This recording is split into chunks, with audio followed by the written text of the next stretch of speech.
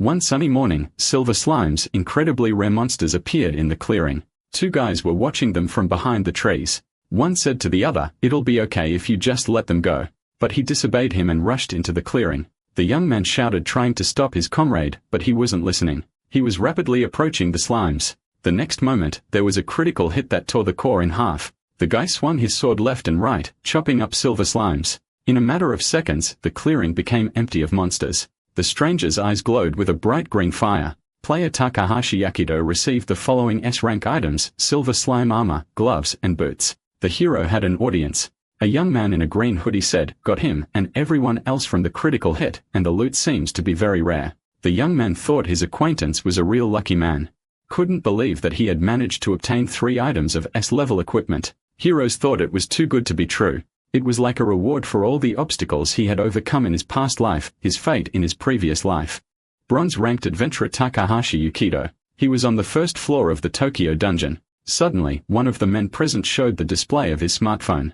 The monsters had gotten here as well. Now it's very dangerous for people to be outside. One of the guys exclaimed that it was better to go deeper into the dungeon, but some of them thought that the monsters from above would catch up with them. The young man turned to the old man, advising him to flee as well, for now is not the time to hunt slimes. The boy put his hand on his grandfather's shoulder, but he brushed it away. The old man stubbornly walked forward straight toward the slimes, ignoring the young man's warnings. Other people weren't going to stop him, for they thought Grandpa was crazy. Some young man pushed the old man and he lost his balance. The elderly man was on the ground, his hood off his head. The decades flew by quickly. Things have changed since the adventurers came out.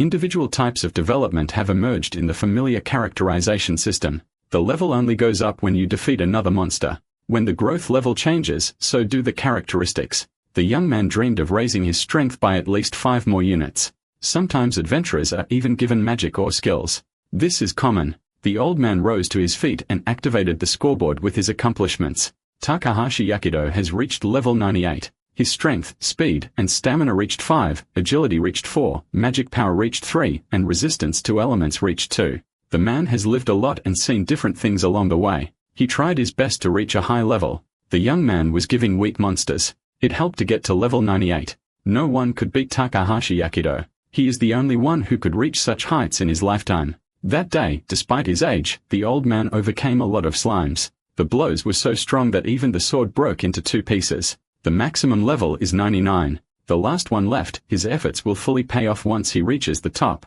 Just a little longer and the dream will finally come true. The old man lunged at the silver slimes with renewed vigor to gain the missing points. The hero rushed at the monsters with renewed vigor. He had to reach his goal as quickly as possible. Surely, the growth of characteristics was just delayed. The man quickly got to a huge slime. It was translucent with a large core in the middle. As the weapon broke, the old man tore the monster apart with his teeth. It was at this point that the hero finally received a message from the system. Takahashi Yakido, you have reached the maximum level. Congratulations. The man couldn't believe his own eyes. What he had been waiting for so long had finally happened. Finally, he was rewarded for his so much hard work. His strength had finally increased by 1 unit. Takahashi's achievement board has been updated. His level is now 99. His strength has reached a value of 6. I can't believe they are kidding me. The man helplessly fell to the ground. Had it all been in vain? Yakido was crushed, so he won't get anything. Hope had left the hero's heart. He had no strength even to get to his feet. Monsters from the darkness were rapidly approaching the clearing. Has he lived his life for nothing? Everyone looked down at him, laughing behind his back. Takahashi didn't even get to save his own loving mommy. The old man's whole life flashed before his eyes. It seems to be coming to an end. Tears flowed from the hero's eyes. He was sorry that the goal had not been reached. Takahashi Yakido no longer has the strength to resist. Another moment and his life in this reality will end. The old body will be crushed by the demon's giant paw. The level ended with the death of a participant. There was an error in Takahashi Yakido's characterization system. The system has applied a life restoration and rollback function. The player's heart started beating again. Reveal hidden parameters, accrued bonus characteristics as compensation, unique characteristic points plus 9,999. He opened his eyes, but his vision was still not focusing well. Suddenly, the young man heard that he was being greeted. The next moment, he saw a smiling girl who said that Mr. Takahashi, Yakido Takahashi, had become an adventurer. The green-eyed hero was stunned by what he heard. Was all this really happening to him? He looked around. The girl asked, "Is something wrong?" Takahashi pulled himself together and thanked him for the pendant. A little later, when the young man was alone with his thoughts, he wondered what the hell was going on here. The hero stared at the screen of his smartphone, sweat beading on his face. The boy thought, if I'm not mistaken, this is the day I registered with the Adventurers Guild. Takahashi Yakido didn't understand what had happened. He was able to remember that right before he died, he had seen something about bonus characteristics. He opens the window. Everything is just as it was then. How could it be otherwise? Suddenly, the hero noticed something that interested him. The boy's eyes widened in surprise. What's that all about? There is a new column in the table. Luck. A characteristic of luck that wasn't there before appeared here. Surely, characteristic must have been a hidden parameter in his past life. I find that hard to believe. Takahashi Yakido. I don't understand how this could happen to him, a man with 70 years of failure behind him. The young man remembered how old he had been not so long ago. Everything is great now. Just the right opportunity to test a new characteristic in a slime hunt. Moments later, the hero found himself in a Tokyo dungeon on the first floor called Imperishable Footprints. Yakido saw his target almost immediately. It was as if Slammy had been waiting for him among the grass on purpose. Suddenly, out of the corner of his eye, the hero noticed some movement. When he realized what it was, he couldn't believe his own eyes. It was a silver slime, a very rare monster. He had only met him once in his entire past life. The silver slime then immediately ran away as soon as it saw the hunter.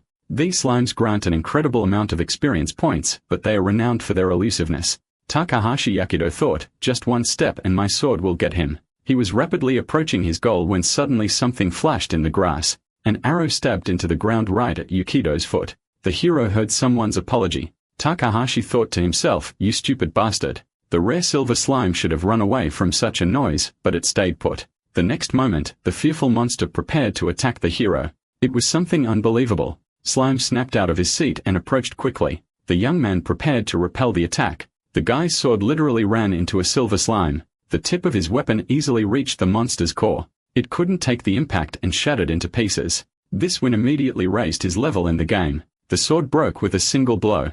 These silver monsters are very strong.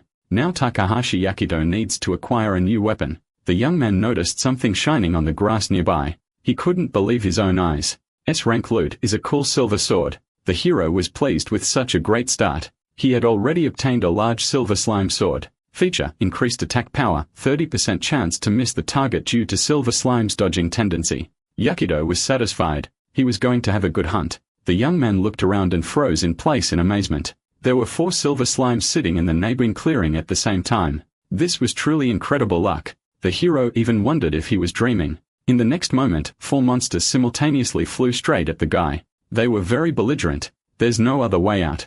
We'll have to fight, given the peculiarities of his new weapon. Takahashi Yakido realized that it wouldn't be possible to destroy everyone at the same time. Punch after punch, he delivered several critical hits. The hero made it through in a matter of minutes. Luck really works. A critical hit and a magnificent armor appeared on the grass. Somehow, it all worked out. The young man won them all at once. His hunt continued for about another hour. During this time, Takahashi Yakido met 10 silver slimes. From each defeated monster, the hero dropped a rare loot. There was nothing left but to recognize that luck is not an empty sound. The hero was pleased with such an acquisition of his. This is really something incredible. The adventurer collapsed on the grass, savoring his current accomplishments.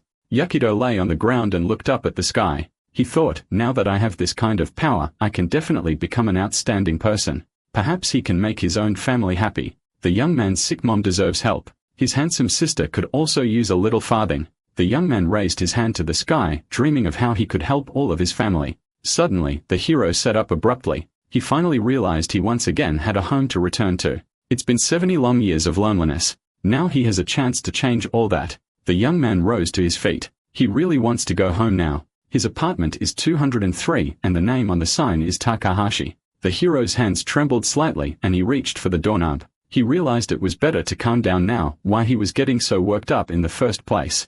The guy exhaled sharply, trying to calm the frantic rhythm of his heart. Takahashi Yakido finally decided to open the door of his house. But before he could do so, the door opened on its own. The hero was looked at by his little sister.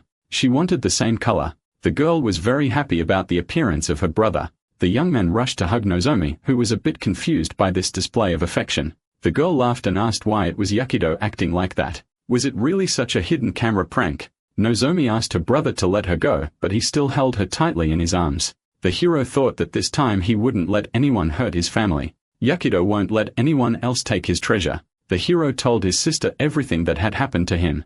Belle was amazed. Could they really help save her mom with this? Yakido replied, sure. It just takes a little effort. The next day, the guy sprang into action. He traded the rare items he had received. With the money he received, the young man decided to get something. Takahashi attended the auction and bid 10 million for one lot. He managed to acquire the highest quality healing potion. The hero's next destination is a hospital. Yakido, along with Nozomi, approached the room where their mom was lying, and they opened the door after hearing permission to do so. As they entered the room, the relatives smiled at their mother. Mom was very happy about her children who came to visit her. She asked how they were doing. Yakido replied that they should be the ones asking about her business. Nozomi opened the box she had brought and showed her mom the delicious goodies. The woman said, "You shouldn't have spent so much on me. You should have eaten with that money yourself." The young man told his mother that she no longer had to worry about money, and the girl added that they had another gift. The patient's face became surprised, and she inquired which one it was. Yakido replied, "He knows it sounds weird, but mom needs to drink this." He held out a bottle of elixir to the woman. Nozomi explained, "Big brother made money in the dungeon and bought you this." The woman was surprised, for Yakido had just become an adventurer. How did he manage to earn so much money? The hero replied that he was just lucky. The dungeon was a big lottery. The son again asked his mother for a drink of the elixir and held out the bottle to her. The woman carefully uncorked the cork. She didn't argue and obediently poured the elixir into her mouth. The next moment the real magic happened. The woman's body began to glow. Brother and sister kept their eyes on mom. They were eagerly awaiting the result. The patient felt incredibly relieved, as if a heavy weight had fallen from her shoulders. It was much easier to breathe. The hero smiled in relief, for this was great news. Nozomi exclaimed, "Good job, brother." The next moment, the woman said that the potion tasted nasty. Her son handed her a dessert that would help her get rid of the disgusting aftertaste of the medicine. When my mom was next seen by the doctor, he said the symptoms had subsided and the disease had stopped progressing. She needed to go to a short rehab. Afterward, the woman was finally released home and recovered. They can live, the three of them, under one roof again. It's like a happy dream. For the first time in a long time, the woman was finally able to eat dinner at home. After lunch, she began washing her own dishes and told the children, "Nothing soothes like home walls." Nozomi was very happy that her mom was feeling better, but Yakido didn't think it was enough. The girl looked at her brother in surprise. She was waiting for an explanation. The hero replied that this potion is only a temporary measure. It has no power to cure the disease completely. This news upset the beauty. She asked what they should do then. Yakido explained, "You need a much more possible thing, like an actual magic elixir." His sister wondered if he was referring to something advertised on TV, an item found by the world's best adventurer. It can be found 50 surfaces deep and can't be bought for any money. The sister added that this item is truly unique. Yakido agreed that was right. That was exactly what he was aiming for. A unique item is a special item that can only be disposed of by the person who found it. A reward that can be obtained without defeating a possible creature. Nozomi asked, "If we can't buy, then we'll just have to find it ourselves." The sister wanted to know if the brother could go down to that depth. The young man replied that in theory it could not be done, for he would die a terrible death on the way. The girl decided that in that case, they couldn't get this miracle elixir.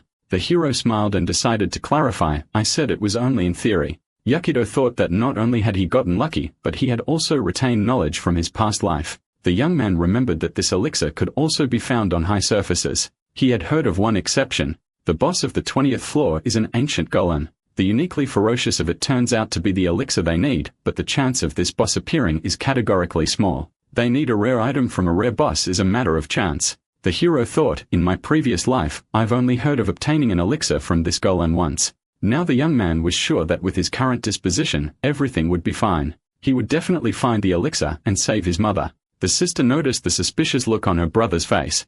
Yakido asked, "Is he really that suspicious?" The girl winked. She thought her brother could do anything. The young man was greatly encouraged by his sister's words. It's nice when your family believes in you.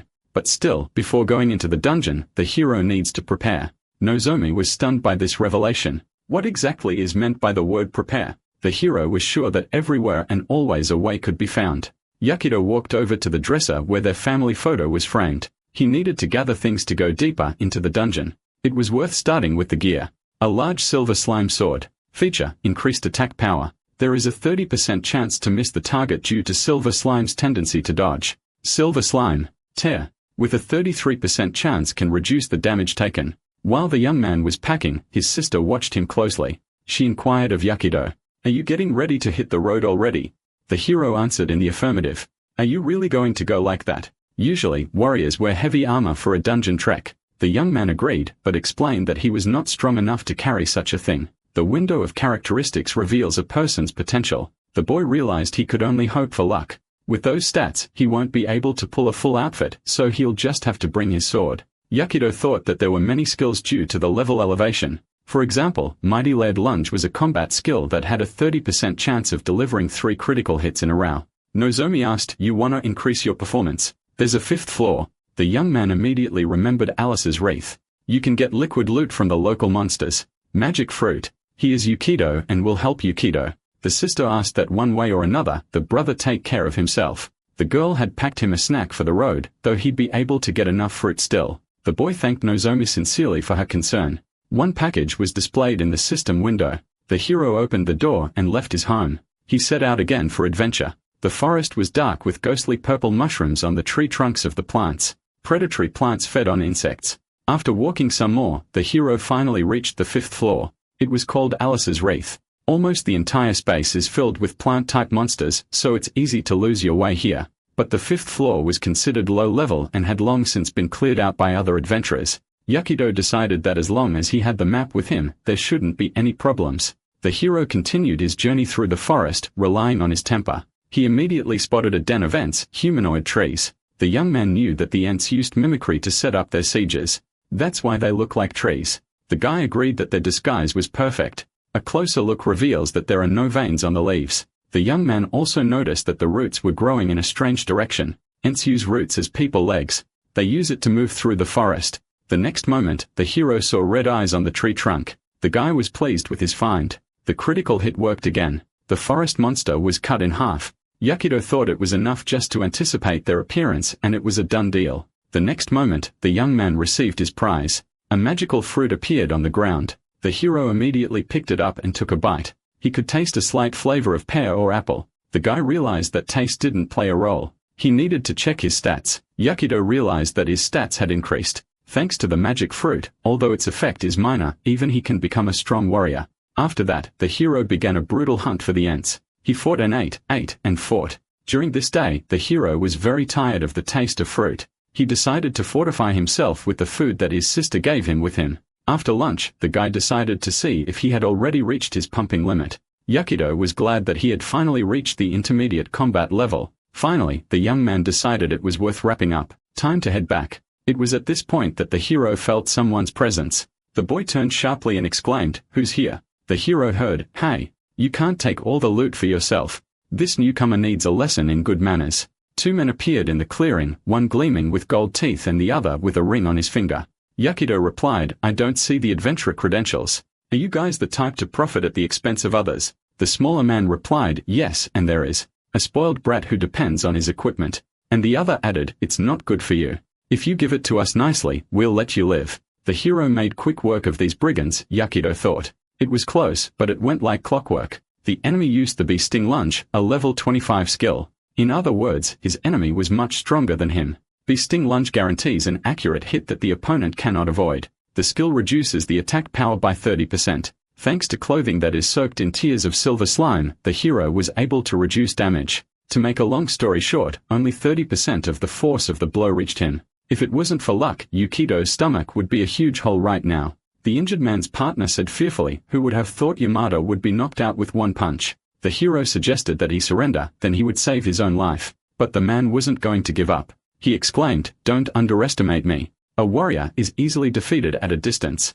Yakido replied that was right. He couldn't reach him from that distance. The robber smiled. Did the adventurer give up so easily? The hero wasn't going to give up. He activated the portal and launched his hand into it. The next moment, he pulled out some kind of artifact from there. He decided to use the inventory as well. It was a staff abundantly covered with a variety of colors. The ugly robber laughed. His artifact looked more warlike. It resembled a magical staff. The newbie doesn't seem to know what it is at all. Yakido swung his inventory, substance of absurdity. The young man picked up this artifact when he defeated the Baron Ant. The opponent smiled. He thought the young man was an amateur. The substance of ridiculousness is a rare item. This unstable junk activates random spells. the chance of casting something useful is 0. There is a 40% chance of the wielder getting a failure, 30% chance of getting weak enchantments, 20% chance of getting a buff or debuff, and only a 9% chance of creating a mid-level spell. To get into those 30% of receiving weak charms will already be a great luck. In any case, there was no way to cast the desired spell. Right now, Yahello is in the process of the magic lottery. The brigand used Fireball, a medium-level spell. Also, if his opponent hits 9% and summons something of the same level, his hit will still be stronger due to the equipment. Special equipment for mags plus 50. The mage was sure that victory would go to him anyway. The outlaw thought the luck that is inherent in newcomers would not save him. The mage pointed the fireball directly at Yahello. The hero didn't budge. He just stood there staring at the rapidly approaching threat. The young man muttered to himself, "It's finally stirring." The guy closed one eye. He was done too. His magic staff can still do some things. The ridiculousness substance activated. It was something truly powerful. It seemed as if a volcano had erupted somewhere nearby. The young man's face was devoid of emotion. The hero pointed his staff directly at the enemy. The fire was destroying everything in its path. The sight was truly impressive. Just a moment more, and there would be nothing left of the forest. The mage couldn't believe that his fire circle had been taken over by an opponent. He grabbed his head. How did this kid reproduce a top-level meteor spell? The chance of such a result was 0.05%. The danger was fast approaching. The fire was even in the sky. The mage was very scared, but he tried to reassure himself, "Of course, it's just illusion magic, isn't it?" Suddenly, he felt his hair begin to burn. Everything around him was just hot as hell. The mage begged the newcomer to stop. The robber was incredibly scared. He screamed in terror. The man was so frightened that he gagged his pants. The hero didn't rest until everything around him turned to charcoal.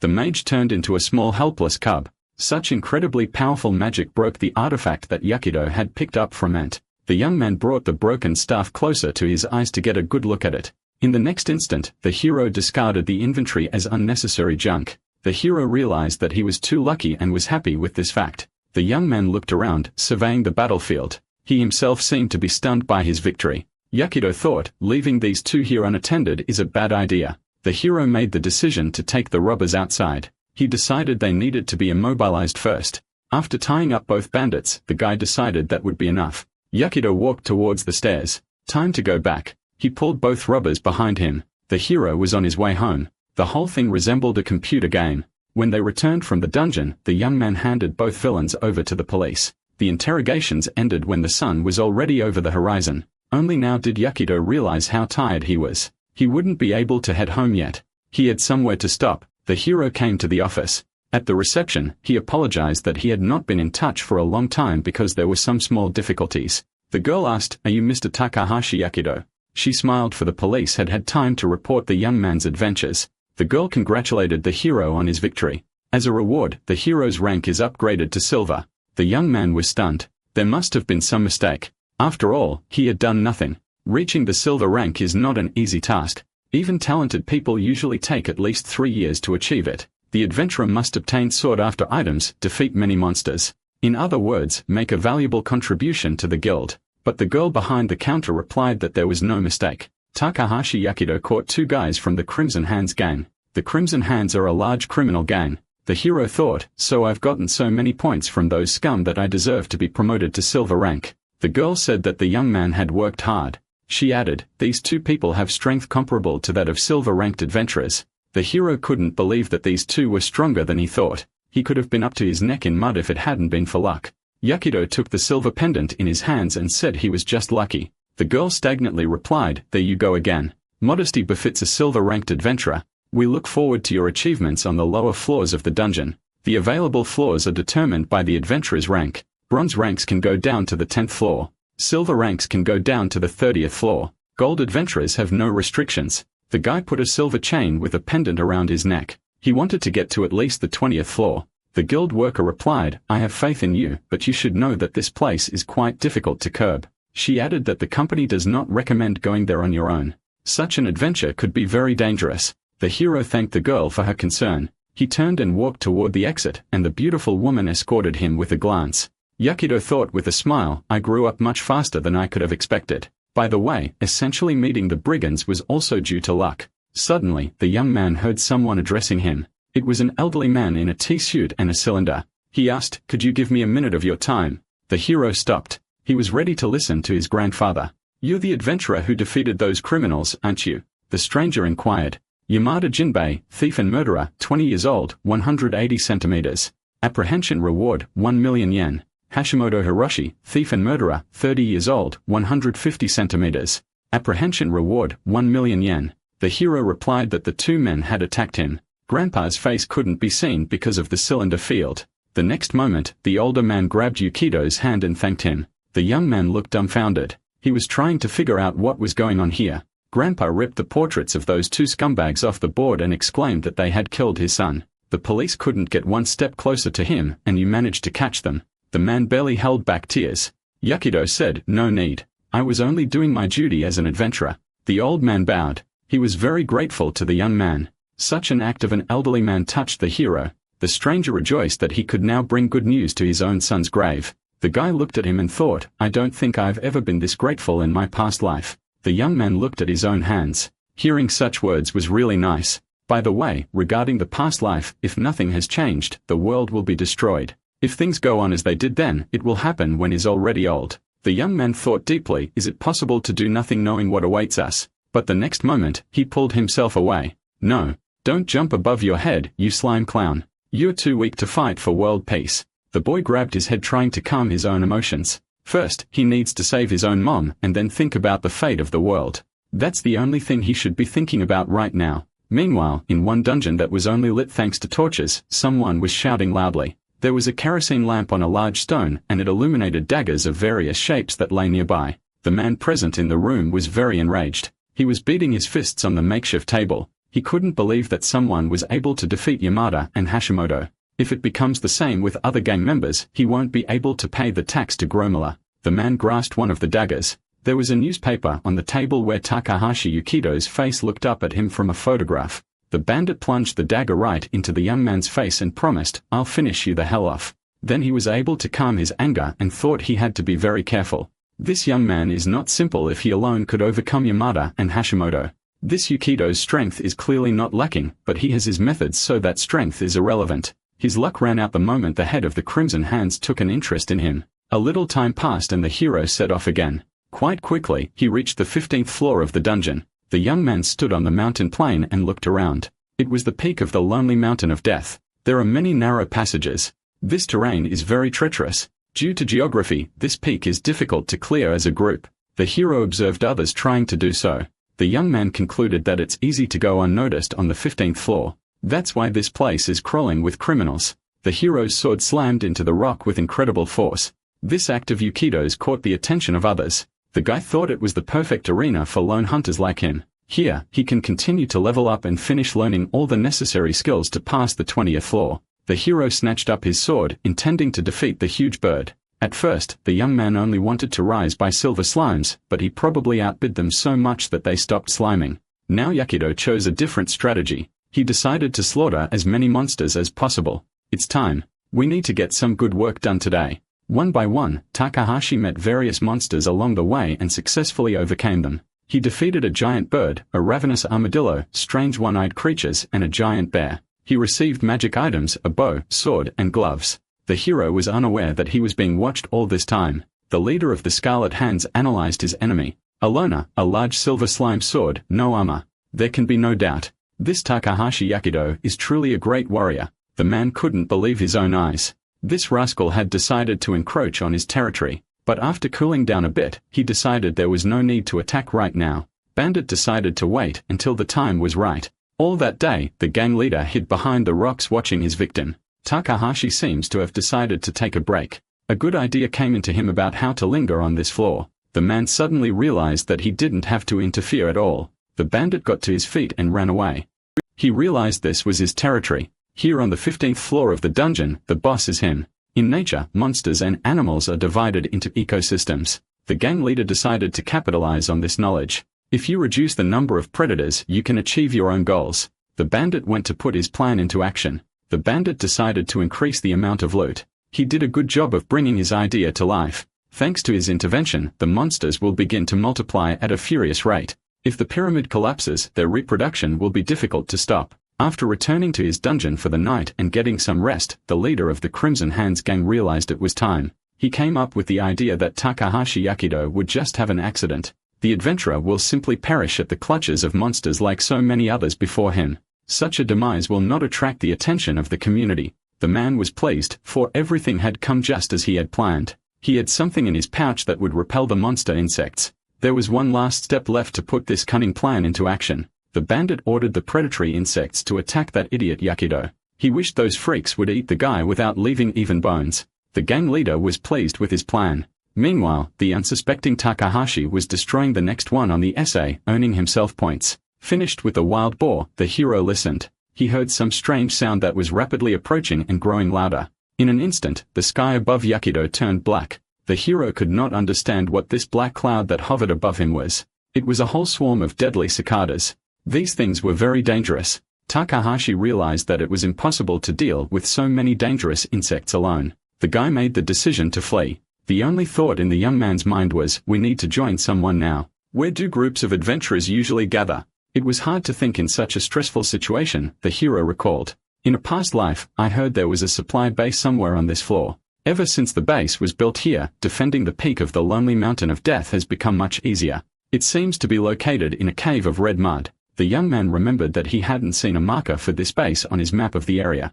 A huge chasm appeared ahead of Yakido, which must be overcome in order to continue the journey. He stopped, but realized that there was no time to lose, for his life was at stake. Using his sword, he was able to descend straight down the sheer cliff. After reaching the ground, the hero pushed off and scrambled up a nearby cliff. It must be here, for the colors of the soil are different. The guy didn't know how to get in. He yelled that there were a lot of monsters around. He needed help. His shouts did nothing to help. The wall looked unchanged. Yakido looked back and saw a black cloud in the sky. The monsters had almost caught up with him. The guy turned his wall to the rock and prepared to defend himself. He hardly counted on help anymore. Suddenly, he decided to try to hack this passage. What the hero saw in the next moment was simply stunned. In the tunnel lay many people, women and men in underwear with their hands and feet bound and their mouths taped shut.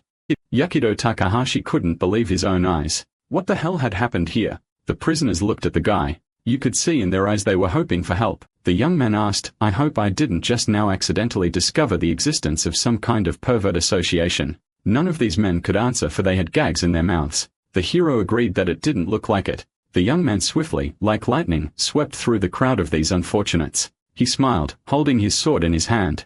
It was indeed skillful. Seconds counted, almost imperceptible to the human eye. He prisoners of the human pudus. The people were grateful for the rescue, for they had already said goodbye to life. It was his turn to ask questions. Yakido wanted to know what happened here. It was explained to him that they were attacked, and then all present suddenly lost consciousness. The fact that they were not killed could only mean one thing: the adventurers were for sale. The young man thought confusedly, have I really found a criminal crowder logo? This point should be a supply point for adventurers. Suddenly, the hero realized, perhaps this place would become a supply point later. Local law enforcement found the place one day. They were the ones who made this place out of a base for adventurers. Yakido Takahashi realized that he had come here too soon. In the past, he was interested in nothing but his own life. He'd spent the last 10 years of his life getting high off of slime hunting. The sense of time diminishes with age. The next moment the hero himself stopped the flow of his own thoughts. Now was not the time for such reflections. It's urgent to figure out how to escape the ravenous insects.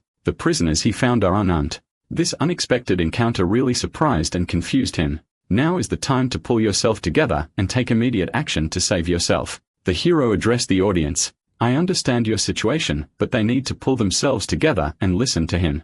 Yakido pointed a finger at the sky and explained that right now, a cloud of deadly cicadas was flying at them. The terrifying monsters were fast approaching. A little more and people would not be able to escape. There were too many predators on the 15th floor of the dungeon. The prisoners looked out of the cave. They couldn't believe their own eyes. People were shocked. Panic gripped them.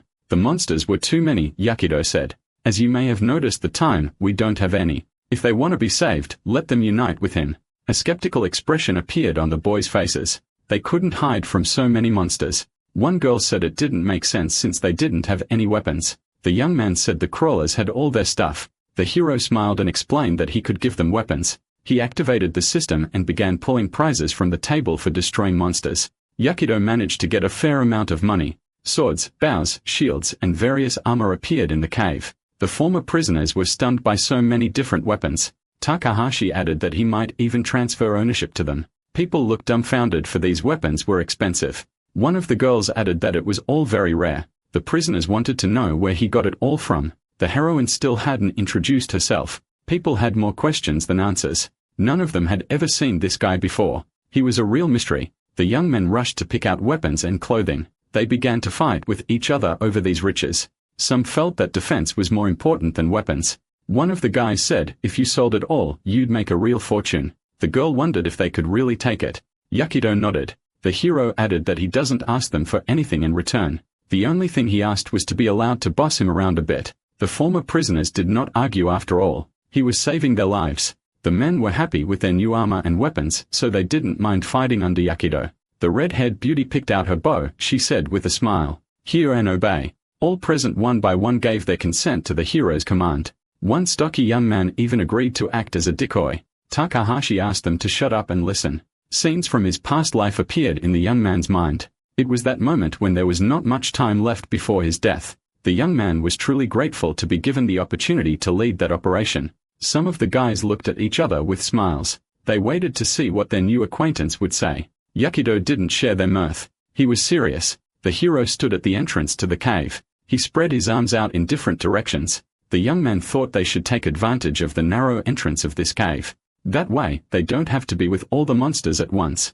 Takahashi asked everyone present to try to kill as many insects as possible. He alternately shifted his gaze from face to face. Some looked scared and some looked determined. Yahello believed that together, they would be able to defeat this cloud of monsters. The new captain of the small detachment raised his sword upward and commanded his subordinates to battle. When the monsters finally reached the cave, Yahello destroyed them one by one. The hero chose the right strategy. He managed to overcome the monsters in the narrow passage of the cave. The young man swung his sword left and right. The other participants in this battle also doled out monsters. A red-haired beauty was aiming at them with a bow, while a young man of small stature was a skilled mage. Their team successfully resisted the attack of predatory insects. There were so many monsters that the entrance to the cave was completely hidden from view. The monsters were too many, but people continued to fight for their own lives. Many insects had already been destroyed, but more were coming. The former prisoners began to lose hope. There was no end in sight to these creatures. Yahello Takahashi saw that it wasn't working so far. The hero himself didn't realize if he could change the course of this battle. Suddenly, those present all felt the rock shudder and rocks from the ceiling began to fall on them. The captain told his squad to retreat without breaking formation. People began to run deep into the tunnel. There were more and more monsters and there was no end in sight. At this rate, these insects would destroy the rock. The people began to panic. They thought they were about to die. Yahello quickly looked around trying to analyze the situation. The hero thought, the adit is unfinished, so it's not reliable at all. Suddenly, the young man noticed an explosive on the floor near one of the tunnels. The guy realized it was a chance for salvation. That's an explosive worth using. The crawlers must have used it to expand the tunnel. Takahashi walked over and picked up the explosives. The young man shouted, addressing the others, listen up, everyone. There's a disembowel in the cave. Look for it. One of the guys replied, explosives. Sure. It can be used as a weapon, but the girls also rushed out to look for dynamite, all seeing it as a chance for salvation. For several hours, they fought desperately against the deadly cicadas. It was very difficult, but it was worth fighting for our own lives. During this time, only a third of the cave remained. The people realized they had nowhere else to retreat. One of the girls has lost almost all her mana. The walls are about to collapse. The hero tried to control the situation, but he also saw signs of destruction. He closed his eyes and finally recognized that there was no other option. Yahello shouted, attention. People looked back at him. The hero asked me to give him all the explosives I found. No one present argued, but they doubted that this explosive would be enough to destroy all the cicadas. It's like trying to grind water in a stupor.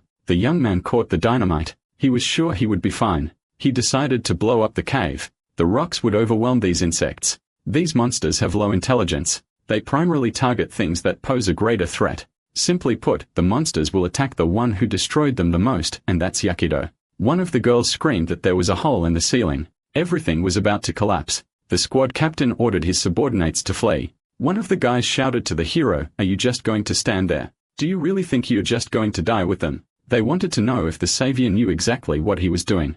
Yahello smiled. He wanted to be trusted.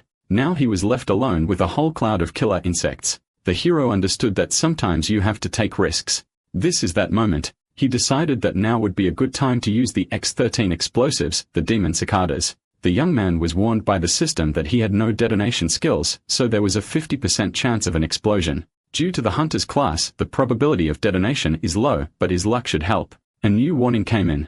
Items damaged, 25% chance of detonation. But it worked in the end. The hero flew into the abyss.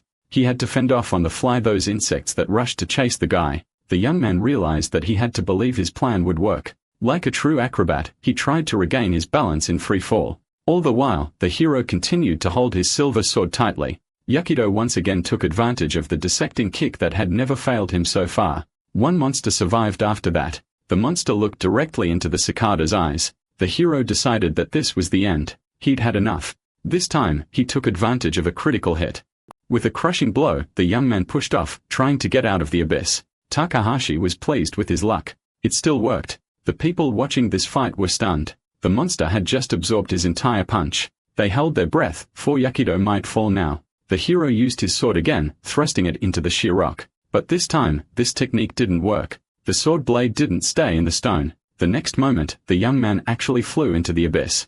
It seemed impossible to escape. Maybe suddenly someone had dropped a rope from above that lassoed over his arm like a lasso. And at the last moment, Yahello managed to grab on, gratefully accepting help from his new friends. The men stood behind each other and began to pull the rope. The hero quickly made it to solid ground. He smiled. The whole area was littered with rocks and the remains of deadly cicadas that had been destroyed. When the young man finally sat down on the rock, he looked back at the result of his labor. The guy was proud that they had managed to defeat an entire army of insect monsters. Those he saved said, "It's unbelievable that after fighting so many monsters, they have no casualties at all." Takahashi was pleased with the result. The system reported a large number of deadly cicadas had been destroyed. Yahello was now given the rank of fighter. The damage he dealt to the insect-type monsters was 20%. He has reached level 3. The skill warrior intuition has been obtained. The bandit was so enraged at the failure of his scheme that he kicked the table. The man clutched his hand to his head, for that scumbag had destroyed their base. He realized that he would have to answer for it. You could even lose your own life. The bandit grabbed the bottle and shouted, "This trouble happened because of this idiot." Uncorking the wine, he took a greedy sip straight from the bottle. After drinking almost all of it, the man threw the bottle at the wall and it shattered into splinters. The gang leader promised himself that he would finish off Takahashi Yahello personally. He was so enraged that he was preparing to take revenge even if it cost him his life. Meanwhile, the hero, having finished with his business on the lower level, came to the company's office. The young man noticed that everyone present upon seeing him began to look for something. Yahello noted to himself that he had been recognized more often since then. The woman behind the counter said, "You've demonstrated yourself magnificently again." The hero was now called a mountain crusher who saved many people. All the guilds were asking Takahashi to join them. But today, the hero was not in the mood for a dialogue. He apologized and explained that he was in a big hurry. In fact, the young man ignored all offers because he is not allowed to join the team yet. Guy thought about an elixir for his mom since it would take more time and effort to create. Under those circumstances, he won't be able to create it anytime soon. Loot in teams is distributed randomly. It is because of the likelihood of getting a rare item is greatly reduced. Thanks to some clever calculations, the hero concluded that the more people in the guild, the lower the winning percentage. But Takahashi decided not to get upset. After all, he had always defended the dungeon solo in his previous life. Why change anything now? Leaving the office, having finished all his business for the day, the hero headed home. There, his mom and sister were waiting for him with a delicious dinner. Yahello was pleased, for he had managed to get quite hungry during his adventures. Before tackling dinner, everyone prayed, thanking God for the food.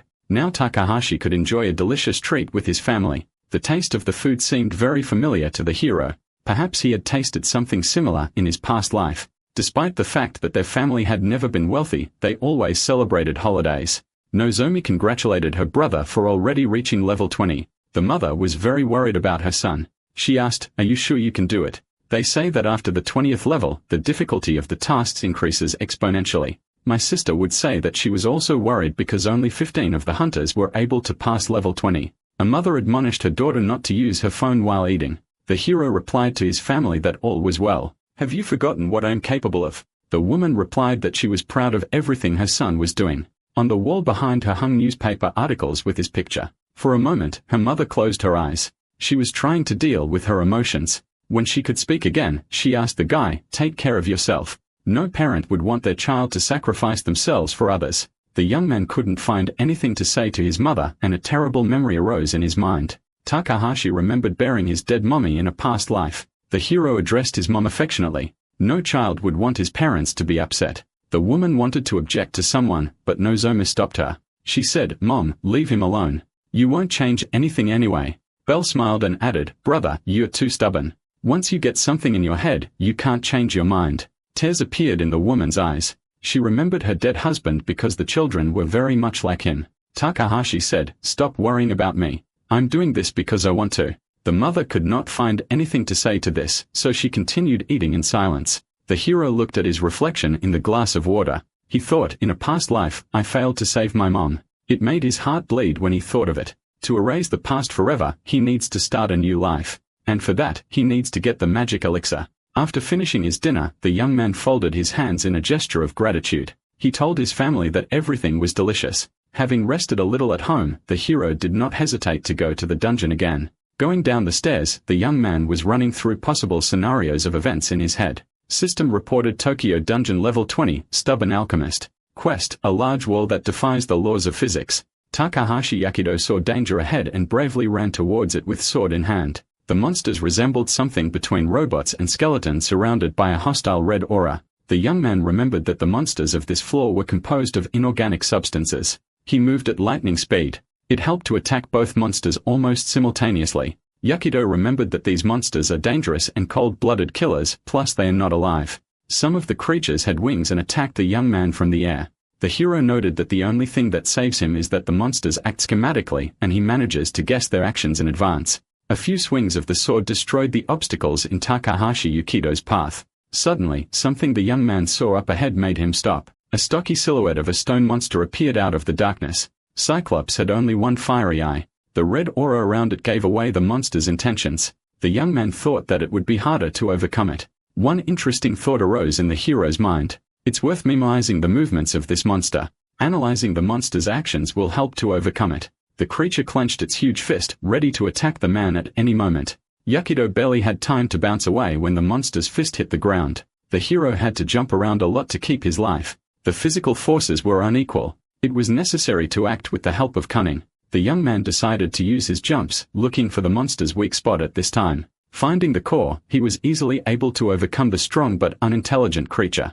After accomplishing this difficult task, Yakido landed on the ground unharmed. The monster fell to the ground behind him.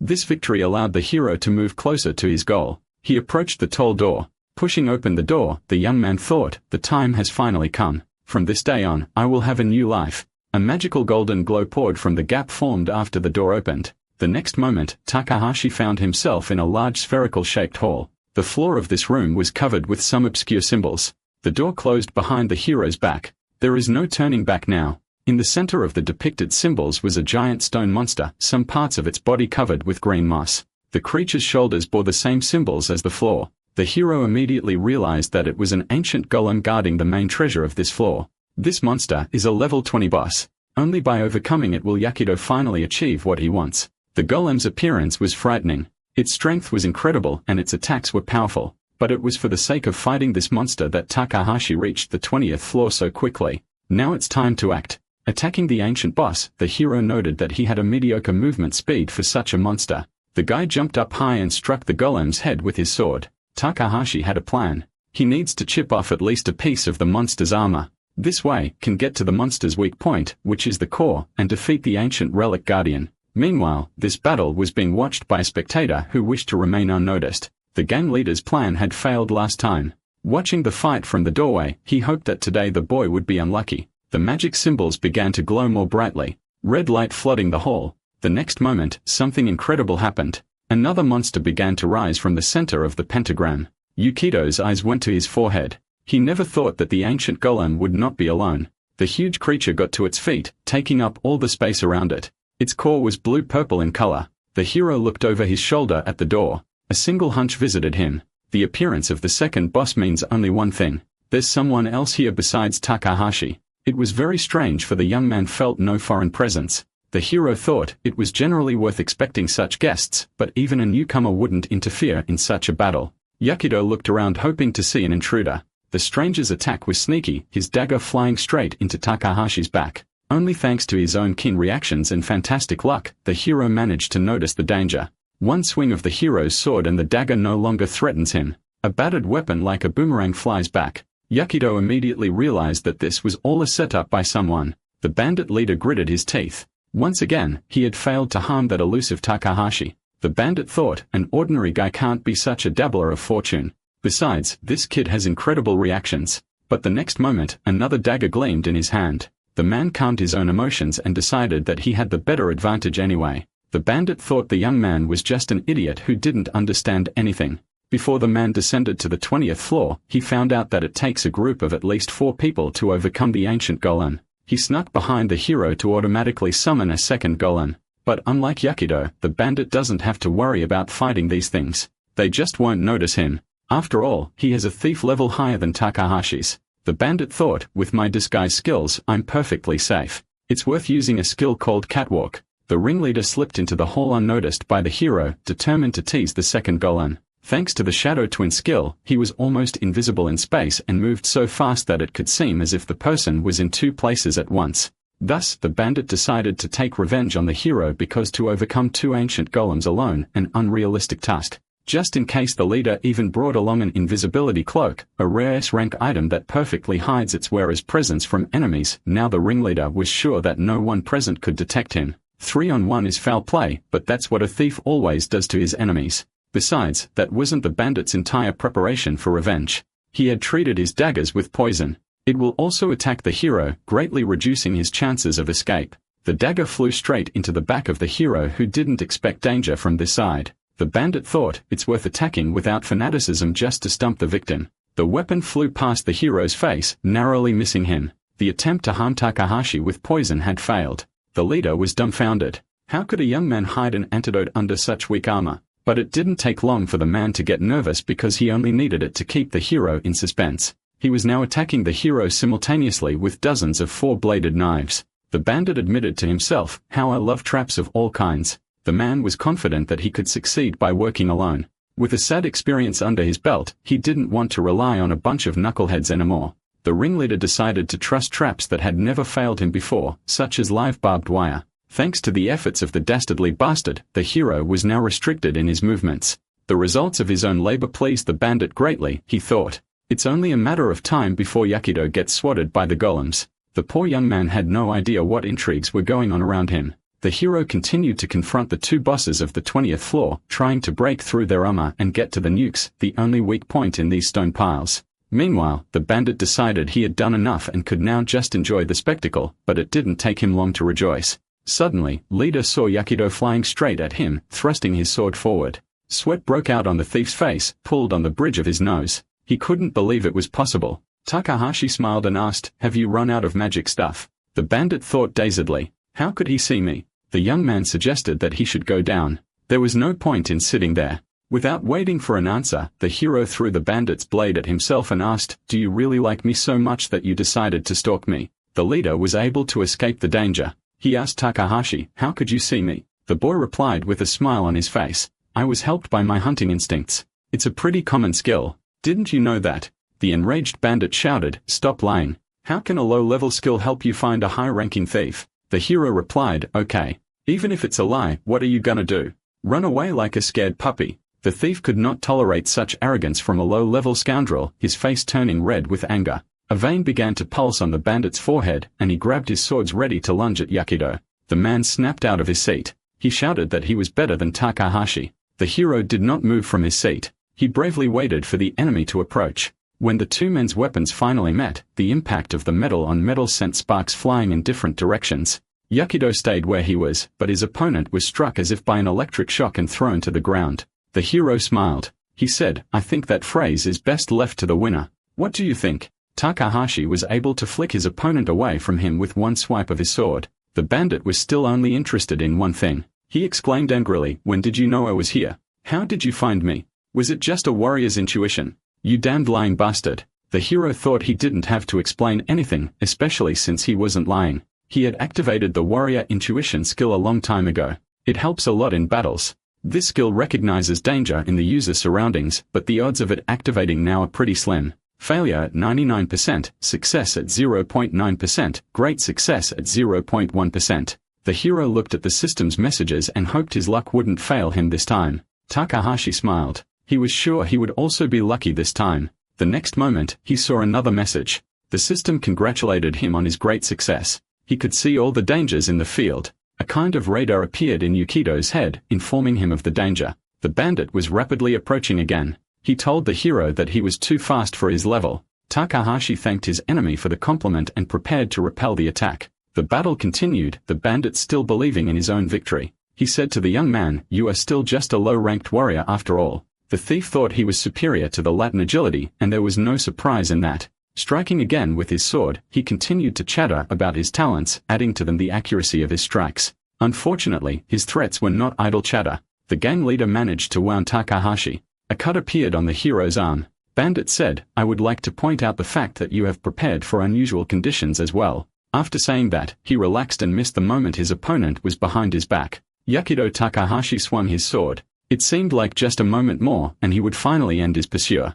Unfortunately, the bandit also had a superior set of instincts. At the last moment, he sensed danger. Doing a somersault in the air and miraculously avoiding danger, he exclaimed, "Your situation is still as grave as before." The hero didn't reply anything to this retort. He silently attacked with his sword skill called Bee Sting. This attempt by the lad only made his opponent laugh. The man exclaimed, "Guaranteed attack, isn't it?" He was having fun because he knew how to respond. The bandit used the butterfly down skill. This technique confused the young man. For now, his opponent could be in many places at once. Striking Yakido thought, "Did I miss again?" At that moment, the thief was ready to repeat the attack. He pushed himself off the ground and rushed towards Takahashi. The man said, "These are the perfect conditions for evasion." When two conflicting skills collide, he was rapidly approaching the hero as he continued to prattle on about how in the end it all comes down to status. The bandit's attack was successful again. Now Yakido was also wounded in the leg. The hero exclaimed, "Oh my god." Now he was even more vulnerable to the thief's attacks. The bandit was pleased with the result of his attacks. He exclaimed in a high-pitched voice, "A slow warrior like you will never catch up with me." Suddenly, one of the ancient golems decided to attack the pesky humans with a laser shot. It was only because of his talent that Takahashi managed to dodge a wound that could have been fatal. The bandit continued to gloat. He shouted, "The 20th floor is a great ride." The man stopped a few steps away from Yakido, making strange movements with his swords. He boasted that he could easily dodge the attacks of the 20th floor boss. This was helped by analysis as the golem moves in a set pattern. The bandit asked the guy, "You bought that information from the guild too, didn't you?" Takahashi answered nothing, silently fending off another blow from his opponent. The opponent's duel was between two ancient golems that would occasionally ride attacking. Suddenly, the hero felt a sharp pain in his leg. Had his luck deserted him today? He lowered his gaze to the ground and saw the sharp blade of the bandit's trap in his own blood. The young man stepped on the spike. The rogue continued to gloat, happy that his traps were working. He stated with a smile, "There are no intruders on the 20th floor. This means that my victory was predicted the moment I started preparing for the operation." After shouting this, the bandit used the scorpion point technique. Takahashi's confidence in his own strength melted away as he barely had time to block his opponent's blows. After another clash, the hero was unable to stay on his feet, the manner of his opponent's sword throwing him backwards. The blow was so strong that the young man fell and lost consciousness. The sword fell out of the hero's hands and fell to the floor of the room. The young man quickly came to his senses and realized he was unarmed in the face of danger. The bandit shouted, "This is the end." He was sure that victory was within his grasp. The scum's two swords were rapidly approaching the hero. Takahashi looked really scared, but the next moment, the expression on the hero's face changed dramatically. He showed his opponent his tongue and said he was joking. Yakido swung his hand and activated his trap. At this moment, the bandit was in a purple sphere. The man couldn't believe he was trapped in a gravity trap. The young man asked the bandit, "You said there were no irregular troops before, but that doesn't seem to be the case. Are there any?" The thief caught himself thinking he couldn't control his own mouth. Takahashi said, "The information we possess can only be used in a normal situation. After all, no one expected some idiot to get into a battle with the 20th floor boss. The only thing the gravity-trapped thug could squeeze out of himself was, really." At that moment, one of the ancients struck the spot where the bandit was. The hero barely had time to bounce back. All the while, he kept talking. Because of the double raid, even the management changed. The hero told it with a smile. He taunted the outlaw. "You call yourself a thief, but you didn't even notice the traps." The bandit didn't believe a word the guy said. He screamed that it was simply impossible. He called the young man a low-level scum who should have behaved like a normal warrior. He didn't notice the danger that was very close by. The boss's blow came right on the face of the bandit leader. From such a powerful attack, the gravity trap burst and the thief fell to the ground. Lying on the ground and barely catching his breath, he whispered, "That hurts." The 20th floor boss picked up the injured man with his giant fingers and lifted him high above the ground. And the very next moment, the ancient golem let go of its victim. The bandit crashed to the stone floor of the hall. His bloody hand trembled. He couldn't believe his revenge hadn't come to fruition. Barely breathing, the mangled man whispered, "How could I have overlooked the traps of a low-level warrior?" Yakido Takahashi replied, "Like I said from the beginning, I was helped by my warrior's intuition." The gang leader coughed, leaving bloody footprints on the floor. Rejoicing in his victory, the hero advised the scoundrel to conserve his strength. The young man added, "If you're still alive by the time I defeat the ancient boss, I'll take you to the police." But the bandit was not as weak as he might at first appear. Catching his breath, he tried to rise, leaning on his hands. He said, as if addressing no one in particular, "Do not deceive me." Due to his luck, Takahashi now had incredibly sharp hearing. He was able to hear that whisper. The next moment, the rogue shouted loudly, "In that case, I'll drag you to hell myself." A moment later, a long ribbon of ammunition appeared on the bandit's body. He exclaimed, "This thing is on a whole other level than your substandard weapon." This turn of events stunned the hero. He confusedly asked his enemy, "Are you completely crazy?" That one really did resemble a man out of his mind right now. He was ready for anything to destroy the guy. Activating the system monitor, he pressed the yes button. After that, there was a massive explosion that blew everything around. The blast wave and the debris it carried on, it also reached the place where Yakido was standing. The floor beneath the hero's feet began to crumble, cracks appearing on it. The young man found himself in the very epicenter of the disaster. There was little chance of rescue. In the next instant, the guy flew somewhere down. He was swallowed up by darkness. Some time passed and Takahashi fell, hitting the stone floor painfully. The young man touched his head and thought it was very painful. As his eyes grew accustomed to the darkness, he tried to see how high he had fallen from. Somewhere high above, the sky was visible. It seemed to the guy that he couldn't get up. He lay there for a while longer and finally sat up. When he looked around, he couldn't believe that there was a secret room hidden here. No sooner had the hero caught his breath after such a fall than he saw a golem flying at him from above. It turned out there was no getting rid of him that easily. Takahashi gathered his strength into a fist and rose to his feet. An unhappy thought flashed through the boy's mind. "I've been stumped," hoping for the luck that hadn't deserted him lately. The hero quickly looked around the unfamiliar room. Through a hole in the wall, he saw a ladder and some sort of shiny object. "What is that?" the young man thought. He strained his vision and discerned a chest that glowed with a magical light. Takahashi smiled. "Am I really seeing this? It turns out secret rooms and treasures always come with the package." Now the hero wanted to get to this room at all costs. Maybe that's where he came down here for. In the meantime, the second golem, which had appeared not without the bandit's help, had also managed to jump in. The room became too crowded. The young man thought that he didn't have enough space to escape from the bosses. He realized that he couldn't defeat two golems at once just by attacking them. There was a need for cunning here, Yakido thought.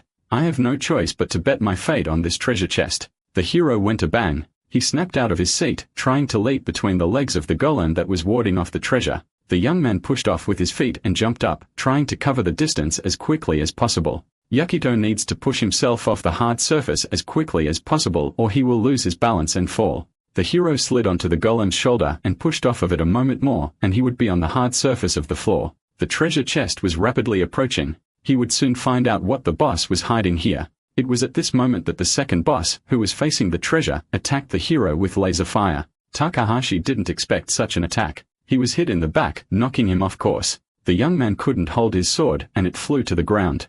The hero collapsed to the floor, coughing blood, shaking. Yakido tried to reassure himself. "It's okay. My spine isn't broken, and that's great." The boy looked up and realized that the danger was still very near. The 20th floor boss decided to finish off his victim. He had already put his foot in to crush the young man.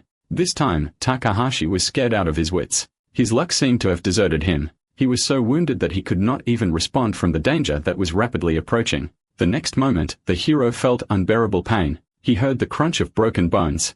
Yukido's legs were crushed by the giant foot of the ancient golem. A thin trickle of blood dripped from the boy's mouth onto the stone of the floor. He was almost unconscious from the intense pain. He gathered his will into a fist and slammed his hand to the ground, ordering himself not to give up. The hero noted, the pain was so intense that he began to vomit. The young man saw ahead of him such a long-awaited treasure. His sword lay beside the chest, but he could not rise to his feet. The golem wasn't going to stop. He wanted his victim to be and kicked his legs again. Everything in the hero's eyes turned red. He shrieked wildly. The hero now recalled, compared to his previous life, in which he had lived for 70 years, things are different now. This attempt was very short. Takahashi, despite the unbearable pain and unable to move his legs, continued to crawl towards the treasure. He decided this was his last chance to save himself and help his mom. Through incredible willpower, suppressing the unbearable pain, Yakido was able to reach the chest and open it. Suddenly, a powerful beam of light struck from there. Its source was a blue-colored gem. Takahashi found the strength to smile. He had achieved his goal, albeit in this way. The bracelet that adorned the magic stone possessed powerful mana. It was a dangerous moment, for the golem was about to finish off its victim. We had to hurry because there were only seconds left to save ourselves. The hero reached out and grabbed the bracelet. He intuitively knew what he had to do.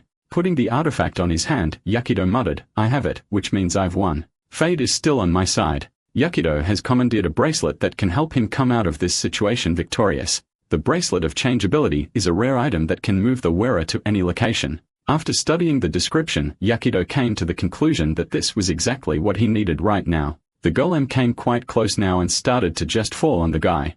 At this point, the guy tries to activate the bracelet, but the chance of success is extremely small because the artifact is not suitable for his class. With every fraction of a second, the chance of a successful activation increases. The moment the Uji golem almost fell on the guy, the bracelet activated. A block of stone falls with a tremendous clatter onto the spot where Yakido was. Everything froze. No one and nothing made a sound. Suddenly, the bracelet made a distinctive sound. Takahashi Yakido appeared behind the standing golem's back. The guy stabbed straight into the stone monster's magical heart. He's bound to win no matter what. The boss activates his laser beam in a fit of rage. The stone golem most likely doesn't realize who is attacking it, and so directs its beam at the second golem lying in front of it. The red beam pierces through its target. It's a very difficult situation. Even though the second golem has been pummeled, it's still alive. But that's no reason to despair, and Yakido is ready to move on. Guy disappears from one place and shows up in another. He wants to kill the first boss lying on the ground. Yakido begins to make his way to the golem's heart to break it. Suddenly, the guy starts to lose his balance, all because the golem tries to get to its feet, thus throwing Yakido off of itself. At that moment, the second boss tries to grab the fallen guy. Stone golem swings in and strikes a blow towards Yakido. Anticipating his opponent's movements, Yakido uses the bracelet again. Once behind the boss's back, the guy tries to break through his defenses. The attraction of surprise begins. Stone monster abruptly and with a swing tries to knock the annoying guy down. Yakido changes his position as quickly as possible. He'll fight as long as he has to until my last breath. The stone golem can feel the guy trying to break through his defenses. But no matter how fast the golem is, it doesn't manage to grab the guy. Yakido jumps from golem to golem, trying to break through the defenses and get to their heart. Slowly but surely, Yakido was approaching his goal. Blow after blow, he pierces the golem's defenses and deals damage to the core in their bodies. Each stone golem core has taken a fair amount of damage, but still remains intact. Such actions continue for several minutes. Instead of praying for the desired 6 on the dice, Yakido is ready to roll the die until he gets the fucking 6. The golems notice Yakido. This time, he appeared right between the two of them. Yakido won't back down from his plans for a new life. Stone monsters lock on a target to attack. The golems are accelerating to crush the guy. 2 hands on both sides trying to finish the guy off. Yakido uses the bracelet again. The golems continue their attack by inertia and smash their own cores at each other. The damage is tremendous, but it's still not enough. Yakido reappears behind the golem's back. He uses the beasting skill and destroys the first core with an accurate critical strike. Immediately afterward, he moves to the second boss. This time, Yakido uses the Storm of Strike skill. The hit reaches its target, and the second golem also gets hit. Yakido was able to defeat 2 bosses in one go. The golems scatter, and the exhausted guy falls from the heights. Yakido tries to use the bracelet for a softer landing, but unfortunately, the item doesn't work. The usage limit has been reached. The guy falls into a pile of dust or sand that the stone golems left behind. Yakido Takahashi defeats 2 ancient golem bosses and receives a legendary class item, Elixir. The guy notices something appearing in front of him. 2 legendary elixirs at once. He got damn lucky again. Without thinking long, the boy uncorks 1 elixir for himself. In one gulp, he drinks it down. I wonder what it tasted like. As soon as the last drop entered his system, the fun part began. A magical green light illuminates his body. The shattered legs magically began to heal. Even the smallest scratch on his body miraculously disappeared. It seemed that even his clothes, though torn, had become very clean. It's finally over. Yakido looked like he was once again full of energy and ready for new accomplishments. Everything was working out just fine. He was still alive and had gotten the elixir for his mother. Yakido Takahashi has been awarded not 1, but 3 titles for fulfilling all the conditions. Survivor gives a +10 to defense. Slayer of 2 giants gives a +20 to strength, and Arbiter of the Law gives dexterity +10 points. After a while, Yakido checks his inventory. He is very happy that his scheme has fully paid off and that he has obtained such a rare item. Now it's just a matter of getting out of this place. The guy made it to the very top in seconds, back to the main hall with the boss.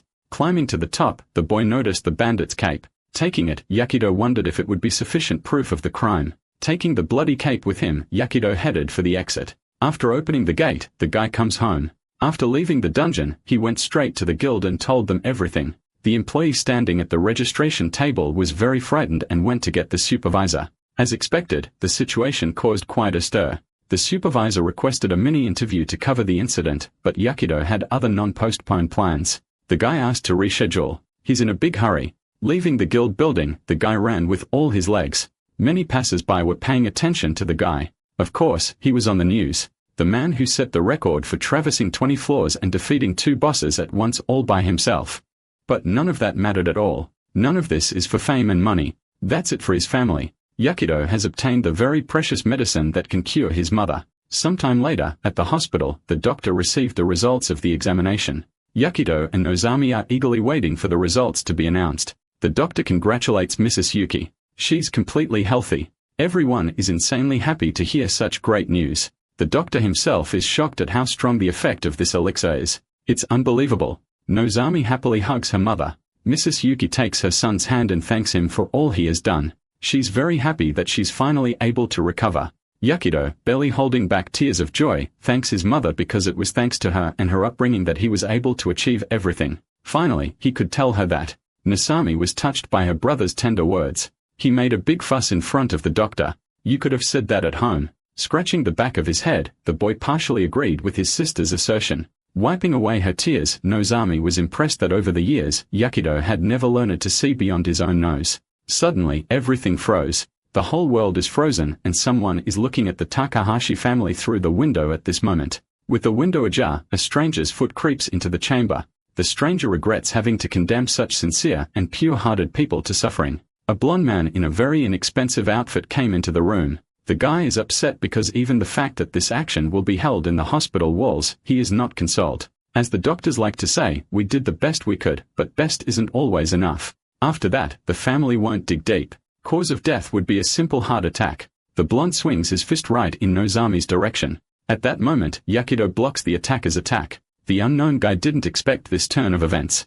Yakido asks what the fuck that bastard is doing, but the blonde man does not answer this question. He was surprised by a completely different fact, how the guy can move. Suddenly, Yakido remembered something. He had seen this man before. Is this really a hero? The strongest of the adventurers ranked number 1 on the list. He's considered the savior of the world.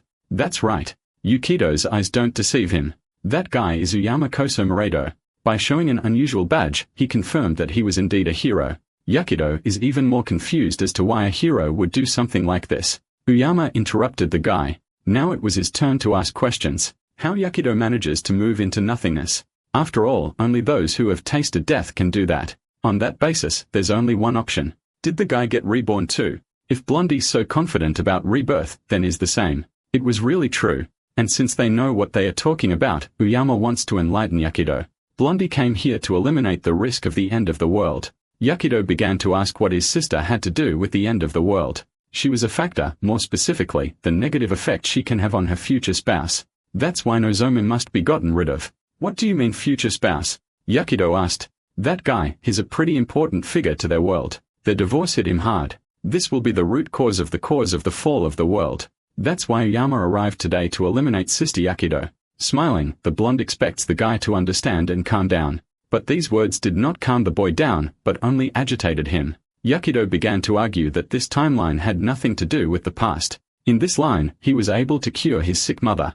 That's why Nozomi won't go to work in a nightclub to pay her hospital bills, so she won't meet her future husband. Killing Nozomi doesn't make sense. This theory was quite curious to Uyama, but still the blonde man doesn't agree to back down instead of believing in theories. It's better to act for sure. Yakido threatens the blonde. He won't even let her touch him. Uyama himself is not happy about this idea. He would love not to have to kill anyone. After all, he only wants to help people. One sacrifice for peace, isn't that a worthy exchange? Yakido won't back down from his words. He will protect his sister.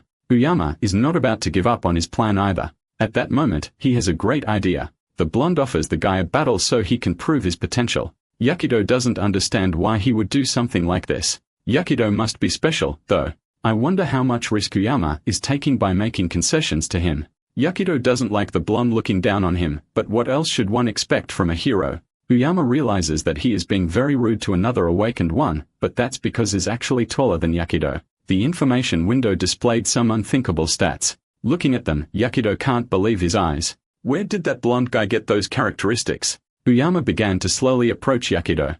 There was nothing to rant about, for the truth was stupidly simple. Without the power, the guy is incapable of defending anything or anyone. It doesn't matter if it's about protecting the world or the people closest to you. The truth will be one.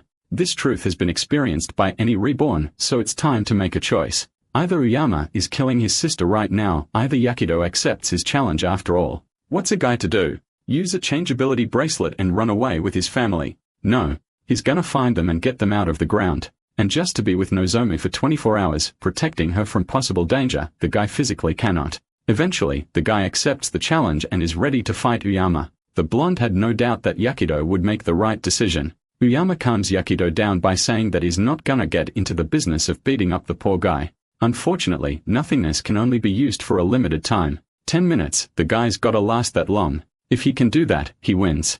Yakido wondered, would it all start right here? But the hero does not want to destroy the walls of such hospital and suggests another place. Jumping out of the window, the blonde offers to pick a more suitable place for their duel. Yakido looks at the hero who calls him after him. Looking around, the guy realizes he has no other choice. He'll be sure to protect her. Yakido jumps out of the window after Uyama. A few minutes later in the park near the hospital, this place would be perfect for their battle. Yakido hopes the hero won't be too lenient on him. The blonde smiles. He likes this kind of attitude from the guy. If he insists, it won't be an easy battle. Snapping his fingers, Uyama summoned various runes, apparently denoting the elements of the world. In the same instant, the runes started attacking the guy with different elements, fire, water, earth, and so on. Yakido was surprised as the blonde immediately started with strong attacks. Didn't even let the guy get ready. Uyama smiles again, for this is only the beginning. After saying that, Uyama summoned his two clones. Yakido didn't expect the hero to have the ability to summon doppelgangers.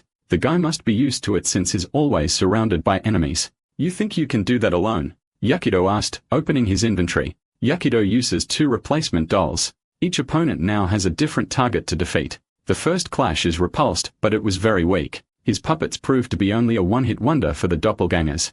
Uyama hopes the kid realizes that you can't win by just defending yourself. Yakido actually realizes this and familiar signs reappear around him. Guy uses the Staff of the Substance of Inconsequence again and summons his most powerful spell. He just needed to buy some time to cast the spell. Yakido pointed his staff at the hero and at the same moment, a fiery meteorite rushed towards him. I don't think it can be that simple, but the explosion was truly huge. Yakido is looking to stall his opponent, at least for a moment. But suddenly, he heard the blonde man's voice who seemed to get the gist of what was happening. It's a guy's rebirth gift. If Uyama's barrier is nothingness, Yukido's is most likely a skill of luck. The blonde dodged the attack by setting his doppelganger up for a hit. You can see right through me, Yakido said. I wouldn't say that. I only drew a conclusion based on your recent accomplishments, replied Uyama. It's not funny at all. The fact that Yakido can achieve everything by luck alone. Number luck is as much a part of skill as strength or intelligence, but relying on luck alone is unwise.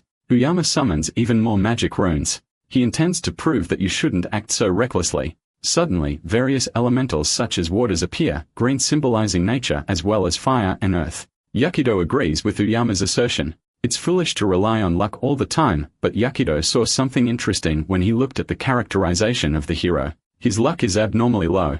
Yakido doesn't want to do anything that will embarrass him in front of his loved ones, but now is not the time to think about such things. It even scares him a little that he doesn't doubt it for a second. He knows what that's about, though. He'd do anything for them as they once did for him. The blonde man points his hand towards Yakido and asks if he's ready. And at the same instant, elementals and seals started attacking the guy. The world is cruel and unfair, and it's time for Yakido to come to terms with that reality. The fire elemental is ready to attack, neither is a wardman. Yakido has a plan. He wants to take advantage of his bad luck. Opening the inventory menu, the guy selects Variability Bracelet again. And at that very second, a bracelet appears on Yakido's wrist. He must overpower the hero due to the difference in their luck. Wristband connection completed. Activation was successful despite the lack of intelligence and a certain class. Luck is always on his side. Guy disappears from his opponent's view.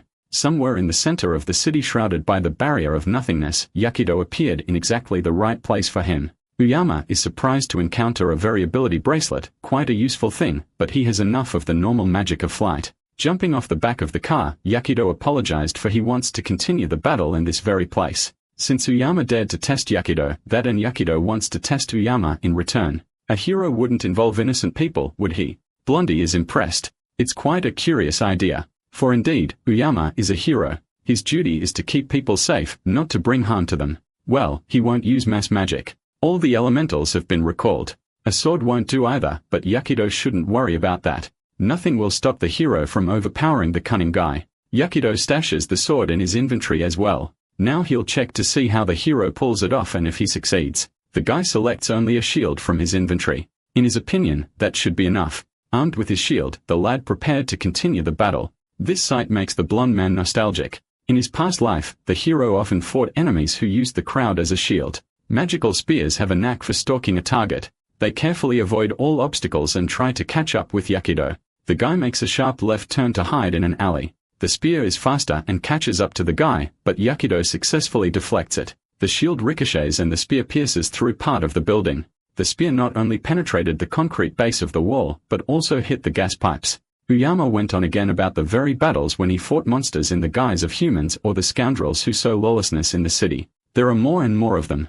Yakido tries to dialogue with the hero, thus clearly trapping him. The boy also began to talk about his past when he had spent most of his life in dungeons. So the city was just a place to get food. Because of this, doesn't remember much about his past life. Uyama was upset to hear such speeches. After all, he was so eager to reminisce about a past life with someone who had experienced the same things he had. Yakido, on the other hand, doesn't really want to unpack things from the old closet. His past life was like that of a worm mercilessly trying to crawl on the ground. Then you should be grateful for the chance to live a new life, Uyama said. A leg kick lands for Yakido and he practically gets knocked out from under the car. Yakido keeps saying that he's the kind of guy who's cozier in tight spaces. The hero is outraged. Is he really fighting a coward? Yakido grabs the skateboard, needing to speed up a bit. Oyama can think and say whatever he wants, but Yakido won't fool himself. The hero sees the guy trying to escape again and it's starting to bore him. After all, he asked to prove to Yakido that he was worthy. But the hero is not ready to recognize a coward who will always run away. At that moment, an obstacle appeared in Yakido's path. He quickly jumped off the skateboard, seeming to be backed into a blind corner. If that's all Yakido can do, then their battle is probably over. Uyama is one step away from striking his strongest blow. Yakido quickly looked around. He sees a lamppost to his left. Well, if that's what the hero thinks, then it's time to act. The guy rushed toward the concrete pillar. With a strong kick of his foot, he hits the concrete product. Uyama doesn't understand what's going on. The lamppost is broken and starting to fall. Time for action, Yakido said with a smile. The hero realized that the time had come and took decisive action. Uyama saw a huge pillar falling on him. He looked confused and even frightened. Assessing the situation, the chief adventurer saw a car moving directly toward him from behind. The hero understood Takahashi's strategy. The young man had cornered him. Yakido watched the adventurer's actions with interest and clapped his hands. He had calculated everything in advance because the hero could not have acted otherwise, so he did everything to ensure that the innocent would not suffer. After catching the pole and putting it on the ground, Kosemurito said that it was obvious. But the next moment, he admitted that the young man had surprised him. Takahashi smiled and asked, "Really? It was obvious? If that's really the case, you have to protect them no matter what it takes," the hero added, still smiling. Judging by Uyama's expression, this turn of events had stunned him. The severed power lines were live and a tragedy was about to happen. Due to the rupture, the entire system began to collapse and everyone around could have been injured. The pole that had just fallen to the ground was covered in cracks with golden flashes of electricity visible everywhere. There was no time to hesitate. A powerful explosion sounded behind the chief adventurer. The blond man quickly looked back, beads of sweat appearing on his face. He had to act fast. The flames spread rapidly, engulfing everything around them. Uyama finally came to his senses and ordered the Undines to extinguish the fire. The magical creature possessing the power of water rushed to carry out its master's order. Takahashi was amused, watching the adventurer's reaction and actions. He shouted that more water was needed. The fire spread rapidly down the street, and the nearest trees were already engulfed in flames. The trees fell directly onto the roadway, destroying passing cars with their weight. Cracks appeared in the asphalt, which had become very hot. The next moment, a chasm formed right in the middle of the highway, swallowing everything on the road. The adventurer could no longer contain his emotions. He screamed hysterically, "Are you kidding me?" Uyama directed Sylph and Gnome to solve the problem. The hero realized that he had to intervene himself. He rushed to the scene of the disaster. The gnome was the first to pull the girl out of the car, which was already falling into the abyss. Sylph used her magic to lift the car out of the depths of the crevice. The magical creatures rescued the people and their belongings that had been caught in the epicenter of the disaster. Takahashi also decided to approach the scene. He found himself behind the adventurer and with his usual smile asked if he had forgotten about him. Koso Maredo exclaimed that he had no time for Yakido now as he had to deal with the disaster he had caused. The strongest adventurer was sure that the young man couldn't hurt him. Yakido silently activated the system window. He was going to surprise Uyama again. "Perhaps I really can't harm you, but I can create dangerous circumstances," exclaimed the hero, striking his opponent with his shield. Kusumaraido lost his balance. He hadn't expected such treachery. The adventurer, in his shiny armor and beautiful red cloak, flew straight into the sewer. Takahashi said, "It's ironic that the best of the best ended up literally up to his ears in shit." The hero was glad that the handsome man understood what it was like to be at the bottom. Uyama's face, as he fell into the abyss, was filled with horror and despair. He had no chance of escaping the disgrace. The brown water was very close. The first of the adventurers found himself up to his shoulders in the stinking liquid. Takahashi pointed his flower-adorned magic wand at Uyama and said he wasn't done yet. The adventurer couldn't take the pressure, raised his hands, and said he was giving up. He acknowledged the hero's victory. A little later, the fire was extinguished and all the victims were rescued. Kusumaraido sat on the truck, dirty water dripping from him. He confessed to Yakido that because of his low character, he often found himself in such situations. The adventurer added, "I knew something like this could happen in our fight, but I didn't expect such a crushing defeat." He then admitted that it was the first time so many misfortunes had befallen him at once. Uyama no longer boasted. He was amazed by Takahashi's ingenuity. He reminded the hero of an accident from the past which plunged him into sad memories. A terrifying image of a powerful explosion in a high-rise building appeared in the young man's mind. The next thing he remembered was a bouquet of flowers and take-out food lying on the ground. Yakido himself was kneeling. He was praying with his hands folded and his eyes closed. These memories from the past were very painful for him, but it was precisely these memories that helped the hero defeat the adventurer in this battle. "What's more important now? Have I been able to prove to you that I can prevent the past from repeating itself?" Takahashi asked Uyama. The number one hero agreed, clapping his hands. He jumped off the roof of the truck and threw over his shoulder. "I'll let you stay with her a little longer." Yakido was dissatisfied with the adventurer's answer. Without looking back, Kusumaraido said that, unfortunately, the veil of oblivion would soon fall and it would be up to him to deal with all the consequences of their duel. The blonde man was referring to the deep abyss right in the middle of the highway. Uyama waved his hand toward the hero and added that he would have to return to the hospital. The adventurer wanted the young man to deal with the curse of disaster. It seemed that Takahashi did not understand what his new acquaintance meant. Seeing the expression on the hero's face, the adventurer was surprised himself. How could the young man not know that it was precisely because of this curse that the tragedy had occurred in that hospital? "How can you not know about it if you came here from the future?" Uyama asked. The hero replied that this was the first time he had heard about it. This answer made the blonde man smile strangely. It seemed that he decided that Yakido was joking. The adventurer said that this joke was not funny. The young man was not joking.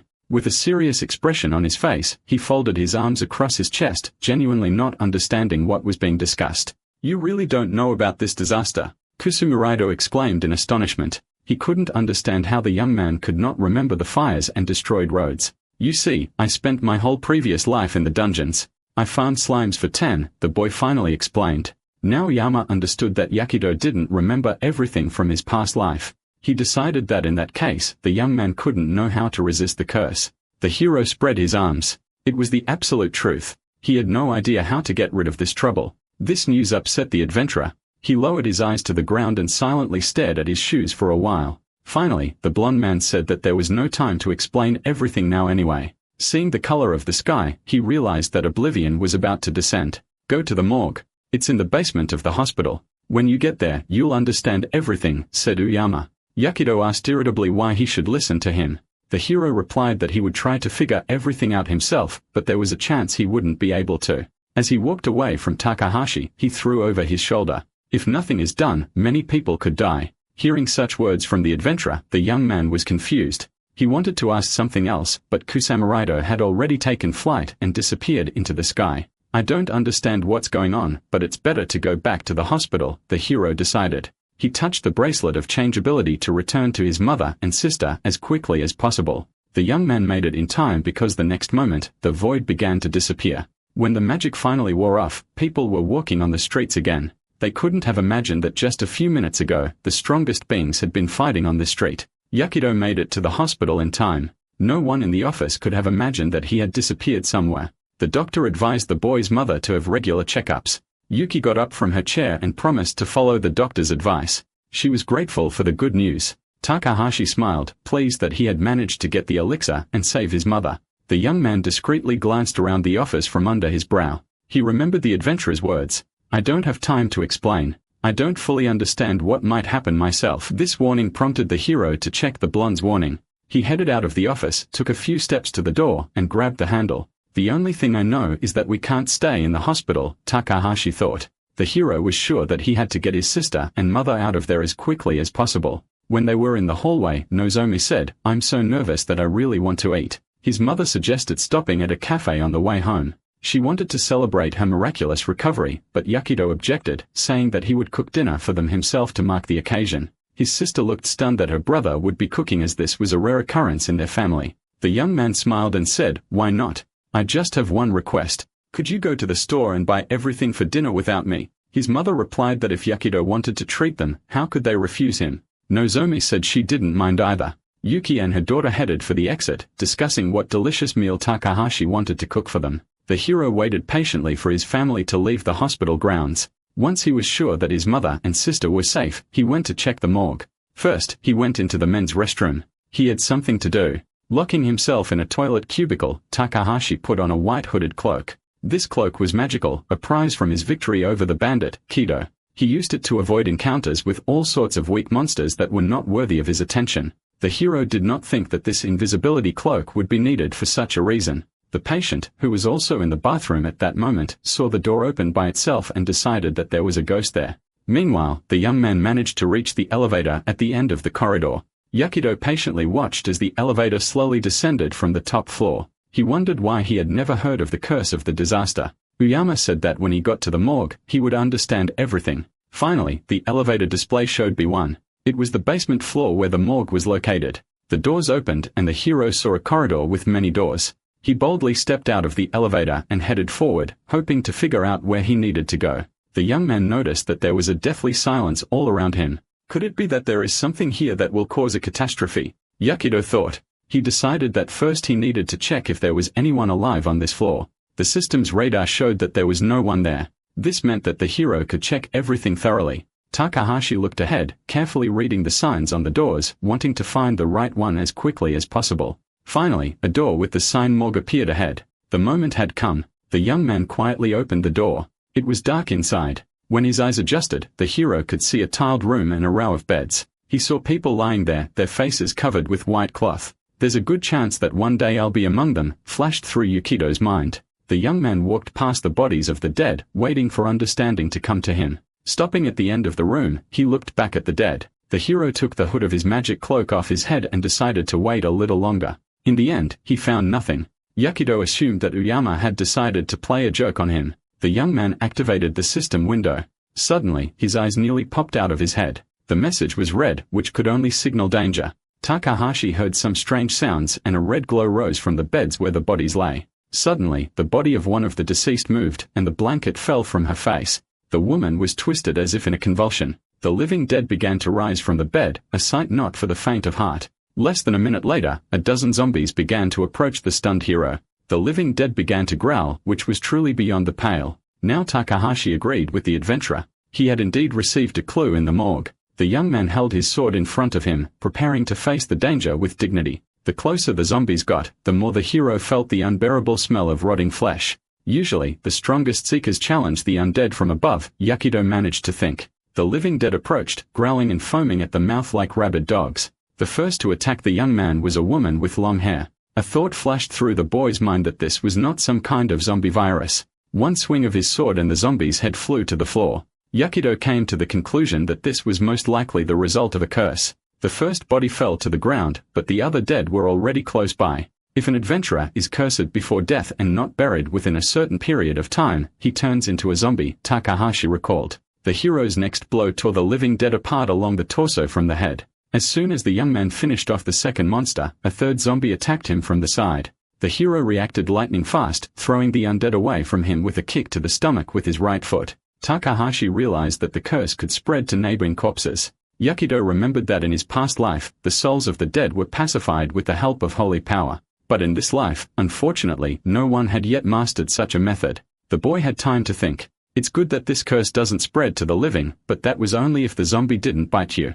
Takahashi attacked the next monster by throwing a metal bed at it. The hero had to be very careful not to catch the curse. The young man methodically destroyed the zombies one by one, not allowing them to corner him. The head of another undead rolled across the floor, severed by Yahello's sharp sword. The boy used the beds as shields, thus protecting himself from the zombies' bites. Another undead flew to the opposite wall after being hit by a bed, but there were more monsters and it was becoming increasingly difficult to hold them back. The young man placed several beds in a row in front of him, creating an improvised fence. He managed to reduce their numbers a little, but the monsters continued to press forward, trying to reach their prey. Takahashi managed to see a talisman around the neck of one of the zombies. It indicated that the man had been a famous adventurer in his lifetime. It is a real tragedy when a hero in the past turns into a real monster after death. Suddenly, the young man heard the door handle behind him begin to move. Yahello realized that someone outside was trying to get in. The next moment, the door opened and two more living dead burst into the room. The zombies fell to the floor, unable to keep their balance, but now the hero was surrounded. Takahashi encouraged himself, saying it would be easy. A second later, the head of one of the undead was severed from its body. The second zombie was still lying on the floor, and the young man did not hesitate to swing his sword. The hero had not yet managed to strike when one fact made him stop. On the system's radar, this woman was marked as a neutral target and glowed green. A second later, the unfortunate woman raised her head and asked for help. She was terrified. Takahashi was stunned by the fact that this woman was still alive. Yahello decided that she was an employee of a funeral home who had come to collect the bodies. No matter how hard you try, you can't turn a zombie back into a human. But if you were bitten recently, there's a chance you can be saved, flashed through the hero's mind. He crouched down next to the unfortunate woman, realizing that he didn't have the tools he needed to help her. Besides, the barricade of beds would not hold out for long against the onslaught of zombies. It was difficult for the hero to make such a decision. But in this situation, letting her die seemed the most logical choice. Now he had to focus on destroying the main threat. Takahashi activated the system window. I don't want to be a hero who is driven solely by efficiency. The time has come to use the bracelet of change again. The magical artifact was activated. The system reported its use. To heal this unfortunate woman, he would need alchemical tools. All he had to do was obtain the blood of the one who would consume the potion. The hero remembered the recipe for the elixir needed to heal a person bitten by a zombie. He understood that he was trying too hard, but he couldn't do otherwise. A true hero cannot leave a victim in danger. The young man knelt down next to the woman. He needed access to her hand. He cut the woman's finger with the sharp blade of his sword. In the next moment, a drop of blood appeared on the cold steel. The hero collected it in a special flask in which he would prepare the antidote. All the ingredients had been gathered. All that remained was to prepare the potion. Yahello sat on the floor and slowly mixed all the components. When the last ingredient was added to the bowl, the task was almost complete. The guy was very worried, doubting that he had done everything correctly. The system sent a message, starting the production of the sacred elixir of purification. The next moment, the hero received a warning that his level of alchemy was insufficient. The probability of activation was only 25%. In addition, he lacked the advanced synthesis skill. The probability of activation was 70%. Yahello was also warned about his insufficient magical abilities. But thanks to his incredible luck, the elixir was successfully completed. Takahashi was pleased with the result. He asked the woman to wait a little longer. The hero leaned down and poured the magical elixir into the woman's mouth. As soon as it entered the unfortunate woman's body, she glowed with a magical light. After a few seconds, the glow disappeared, and the woman lost consciousness. Takahashi breathed a sigh of relief, glad that the unfortunate woman had been saved. The young man helped her sit up and tried to bring her to her senses. Now it was time to return to his weapon. Yahello picked up his sword from the floor. It was time to deal with the zombies because Takahashi still had to prepare the festive dinner. The hero noticed that his makeshift fence was no longer moving. The pressure on it had stopped. The young man peered through the crack. The room was very quiet. Where had the zombies gone? What he saw frightened even such an experienced hero as Yakido. All the zombies were drawn to some kind of black substance. They obediently walked toward it as if responding to a call. The undead that were already inside turned black, and the monster's eyes and open mouths glowed green. Something incredibly powerful absorbed the undead's magic. A dozen zombies turned into one giant monster. The monster had sharp teeth and dozens of tentacles, and it growled wildly. The beds behind which the hero was hiding flew in different directions from its growl. The young man did not know the answer to the question of what this crap was and how it appeared. Could this also be the result of the curse? It seemed that while he was away making potions, the curse had united and grown stronger. Was this the price he had to pay for sympathizing with and saving those who had fallen into trouble? I wonder if Uyama Kusumu would laugh in my face if he found out about this, the young man thought. But Yakido did not regret what he had done for a second. He had saved the woman and would definitely deal with this trouble. A giant zombie monster tried to catch Takahashi with its tentacles. Thanks to your lightning-fast reaction, the hero managed to dodge the danger. During this time, he managed to reach the monster. With one swing of his sword, her head fell to the ground. To kill a zombie, you have to decapitate it. At that moment, another tentacle of the monster almost hit the guy. This monster had many heads, and the young man cut them off one by one without stopping. There was still work to be done. As long as at least one head remained in place, the monster continued to live. The next moment, two tentacles reached forward simultaneously, trying to grab Yakido. With a swing of his sword, the young man cut off both tentacles at once. The severed limbs had not yet touched the floor when the hero had already disappeared from where he had been standing a second ago. Rushing past the monster at the speed of light, Takahashi managed to cut off several more heads. He used the same tactic as in his previous life. Speed and precise movements were key. Now he only had one thing to do, simply cut off all the heads. When there are no heads left, the monster will finally be destroyed. After finally cutting off the last head, Yakido hoped that the zombie was finally finished. The monster fell to the floor and showed no signs of life. The hero hoped that the monster would now simply turn into a pile of corpses, but things did not turn out as expected. Yakido's eyes nearly popped out of their sockets. The monster began to regenerate, black energy enveloping it from all sides. The monster's head was restored, its eyes glowing green. The young man couldn't believe his eyes. Was all this really happening? The monster's tentacles reached out to the corpses it had not yet devoured. Opening its huge mouth, the zombie threw several corpses into it. It was a sight not for the faint of heart. Two human legs protruded from the monster's disgusting mouth. In the next second, 3 new heads appeared on the monster's body. The young man realized that the creature was healing itself with the help of the new corpses. Any other zombie would have turned to dust long ago. Something was wrong with this monster. Takahashi understood only one thing. He had to cut off the last head before the monster could regenerate the others, but his warrior skills were geared toward fighting the enemy face to face. The young man did not possess the ranged combat skills that would be very useful now. He remembered that he could use the power of his magic staff. But if Yakido used it, there was a high probability of destroying the entire hospital. Buy some time and wait for the hero, but I don't want to lose to that pompous blonde, the hero continued his musings. Besides, the guy understood that there was no time to wait for anyone. He couldn't wait for the adventurer to arrive. He had to deal with it himself. Meanwhile, other zombies continued to strengthen the monster. When another undead creature entered the monster's body, another head appeared on it in the same second. The giant zombie continued to mutate. The monster must be destroyed before it grows to incredible proportions. The creature growled wildly and once again directed its tentacle straight at the young man. This time, he barely managed to dodge the deadly weapon. The sharp tip moved at lightning speed. The attack was powerful, but it failed to knock the zombie off its feet. Pieces of plaster fell from the ceiling. It seemed that the room would soon collapse. Takahashi wanted to handle it himself. He understood that it had to be done as quickly as possible. If the monster continued to devour its own kind, soon no one would be able to stop it. Yes, the hero understood everything intellectually, but he didn't know who to fight this undead creature. He needed something that could destroy all the zombies in one fell swoop. But at the same time, the weapon couldn't be so powerful that it would destroy the entire hospital. Unfortunately, the young man didn't have anything like that at his disposal. As soon as Yakido caught himself thinking about the hopelessness of the situation, a spark of an idea suddenly appeared in his eyes.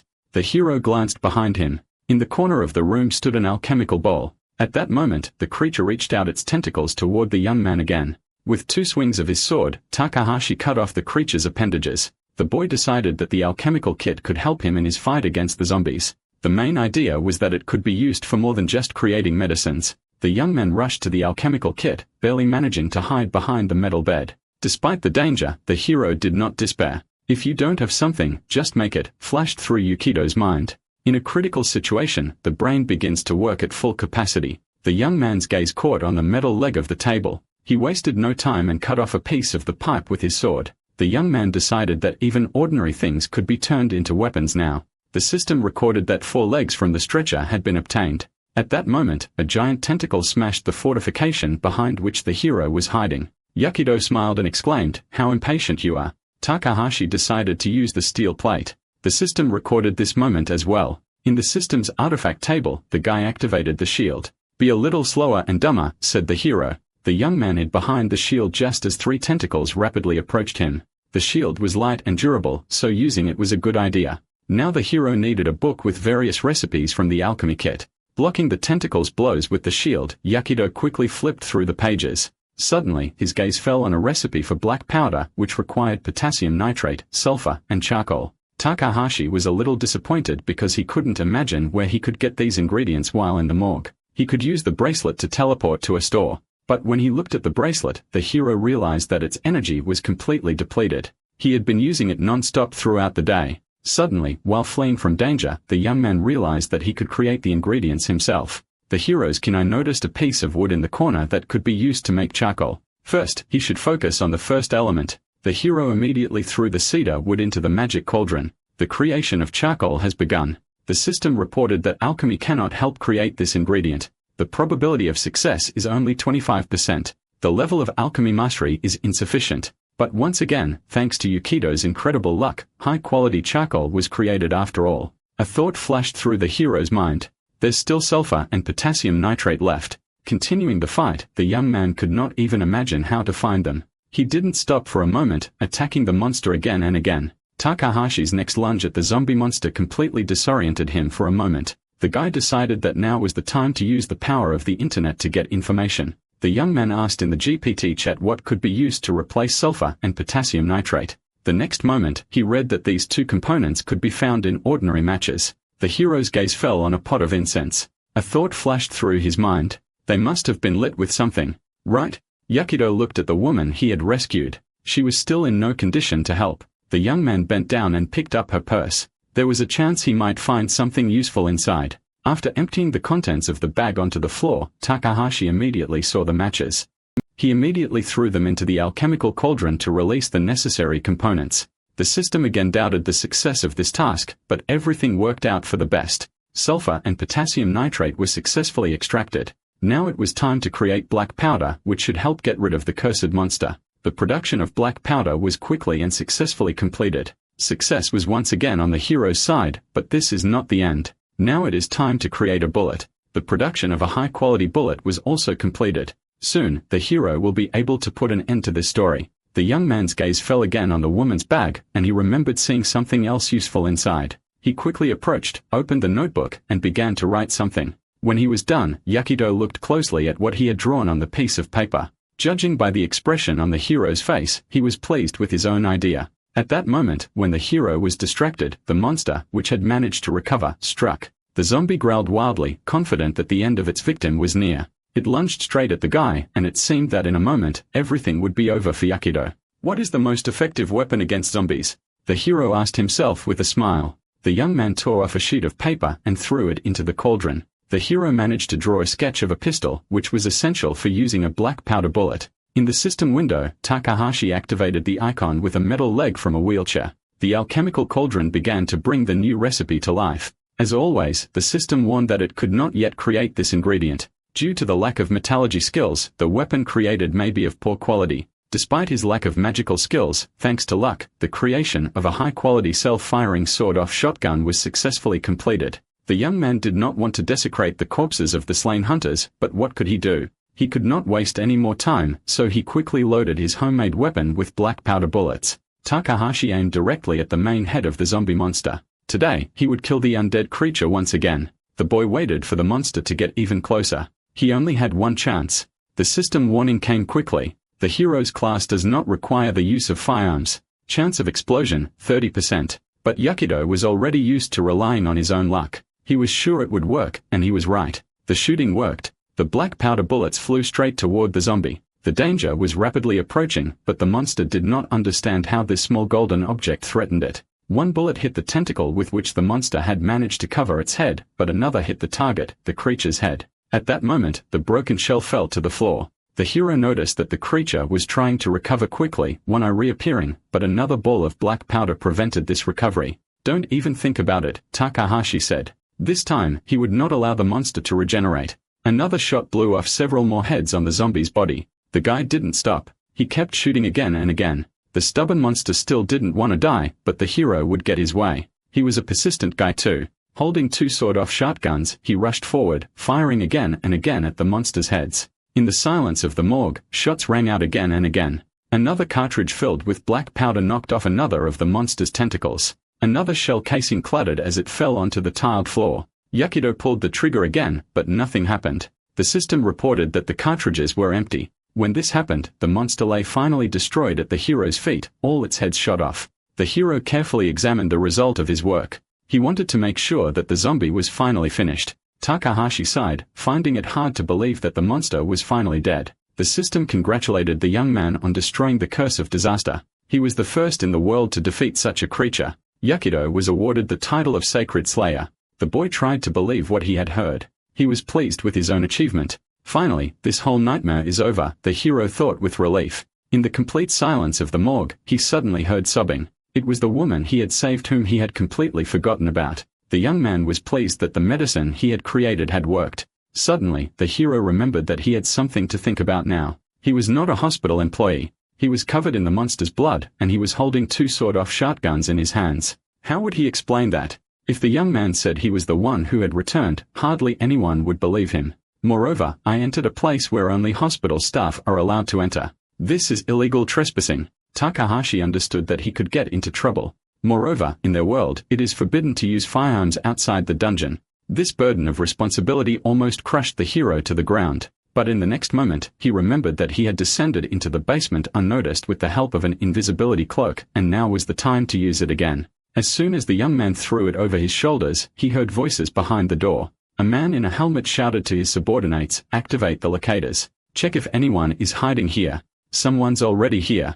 This is bad, the hero thought in despair. He looked at his discharge bracelet of variability. The young man's stealth skills were significantly limited. The red indicator on the artifact signaled that the energy was almost depleted. Takahashi activated the bracelet with his last hope, begging the magical item to work one last time and transport him away from here. The hero hoped that his incredible luck would not fail him this time. Unfortunately, nothing happened. Had his luck finally run out? This time, things were not going as smoothly as the hero would have liked. At that moment, two knights burst into the morgue. They were armed with spears. Four more followed behind them, carrying some heavy object on their shoulders. A girl with grey hair dressed in white opened her mouth and yawned. The stranger was sitting in a special place that the four knights were carrying. The hero immediately recognized the uninvited guests. They were clergymen. The warrior who entered the room first pointed his sword forward and said, "Lady Naomi, there is a suspicious person here." Without looking up from her phone, she asked if he was an enemy of God. The knight replied that he did not know, but the stranger looked suspicious. With a hint of sadness in her voice, Naomi, the representative of the clergy, said lazily, "Is that so?" She handed the phone to one of her subordinates named Reed, ordering him to follow her through the game level. Naomi forced herself to get off the soft seat she had ridden into the Morgan. Once on solid ground, she folded her hands in prayer. "Oh, Kingdom of Heaven, bring your servant more loot, i.e. trophies, and may I not meet my doom at the hands of immoral donors." The churchwoman finished her prayer angrily. The girl moved forward, passing by her subordinate knights. The hero stood still and waited patiently to see what would happen next. Naomi was short in stature. She approached Yahello, raised her head, and asked if he was an enemy of God. Without waiting for an answer, she said, "No. You probably killed these living dead." But the little church minister wanted to know how the stranger knew that zombies would appear in the hospital morgue. The girl came to the conclusion that this guy didn't look like a hospital employee. Naomi was surprised that someone could sense the undead better than she could. She didn't believe it was even possible. The hero looked confused. He hadn't had time to come up with a plausible story yet. Suddenly, they heard a voice. "I sensed the impending danger and sent him here." In the morgue, as if out of nowhere, Uyama Kusumuraido appeared in the flesh. Naomi exclaimed, "It's the hero himself." The girl and her people bowed to the adventurer. I had to deal with the accidents in the city. Since I couldn't be in two places at once, I asked this young man for help, Naomi Uyama explained, winking at Yakido. So that's what happened. You asked him, said the church minister, a little confused. Then she said, turning to Takahashi. Well, if you know the hero himself, I see no reason for suspicion, Naomi added, glancing at the young man, that he also had fairly low karma. The hero was surprised as he had never heard of such a thing before. The beauty confirmed her words, pleased with the effect they had produced. I can see other people's sins, good and bad deeds, and digital values, Naomi kindly explained. Uyama Kosomaredo exclaimed with a smile. That's to be expected from the youngest novice in the church. So she has a rare skill that is tied to one area of activity, flashed through the hero's mind. Naomi was a little embarrassed by the adventurer's words. Then she asked, will this young man take part in the sacred battle? Of course, the girl was referring to Takahashi. It seemed that her question had put the adventurer in an awkward position. He didn't know how to respond right away. Naomi and Yakido looked at him with questions in their eyes. Uyama finally came to his senses and confirmed Naomi's assumption with his usual cheerfulness. Then he pointed to Yakido and addressing the churchwoman said that he would be very useful to her. He will cleanse the walls of the temple from the shackles of evil and bring God's grace, Uyama exclaimed emotionally. Naomi said to Takahashi, if the hero himself recommends you, you will come with me. The girl added that it didn't matter who served her as long as they were useful. Will anyone in this room ask my opinion or what? The hero exclaimed angrily. The adventurer tried to smooth over the awkward situation and said that Yakido was joking. Then he whispered angrily, let's step aside. We need to talk. The young men moved to an empty corner of the room, hoping that the church officials would not hear them from there. I'm sorry. Could you watch her for me? Takahashi asked. The other replied, I think you've heard about the temple class change. The hero answered affirmatively but continued to stick to his guns. He had no intention of going to serve some Naomi. Temple class change is a useful thing for adventurers. If the hero wants to develop his class or conversely change it, the temple will help. In my past life, I was unable to save the temple because of a disaster, the adventurer admitted with regret. Sad memories of the past appeared in the blonde man's mind. A frightened church servant lay on the floor covered in blood. Due to the fall of the temple, the adventurers became weaker, while the enemy's power, on the contrary, increased. Yakido said, if you know what will happen, then take care of it yourself. The sad adventurer replied that he would gladly do so, but he couldn't. There are still many threats in our world that I must stop for the sake of a peaceful future, the hero explained. Takahashi did not give up because he believed that he had nothing to do with it. Uyama advised him to think ahead because by connecting with the church, he would be able to go deeper into the dungeons. The young man would gain instant teleportation between floors and the ability to pass through powerful barriers. The church monopolized everyone capable of using healing and support magic. They can create more powerful barriers in certain areas. In addition, church officials can move adventurers between floors using teleportation magic. All right, have it your way. The hero finally agreed. The adventurer couldn't believe that the young man had actually agreed. But the next moment, Takahashi grabbed Uyama by the collar of his cloak. For this service, he wanted the adventurer to swear that he would not lay a finger on his family. I swear, I'm not going to harm those who are useful to this world, Kosumiredo promised, raising his hands. The hero suggested that in that case, he would be disposed of as soon as he ceased to be useful. The adventurer said, your words sound as if I am threatening you. But in reality, Uyama was just asking for a little help. Takahashi agreed, but wanted to hear more details about what he was signing up for. Just as the adventurer was about to tell him everything, Naomi approached them and asked if the conversation was over. The blonde man smiled broadly and apologized for keeping her waiting. The girl replied that it was no big deal since they had been busy cleaning the place of filth. The next moment, without further explanation, Naomi held out her staff. She pointed it at the hero and used magic to make the traces of the struggle disappear from Yukido's clothes. A few seconds passed and the young man saw that he was now completely clean. The little church servant jumped into her vehicle and said that it was time for them to go to the nearest temple. The hero was a little confused. He didn't know why this was necessary. Naomi took her phone from the knight and explained that they needed to assess Takahashi's abilities. There's no point in hiring someone who can't even fight, said the girl, looking down at her phone. The two knights pointed their spears at the young man. Now he had no choice. Yes, go ahead and test him.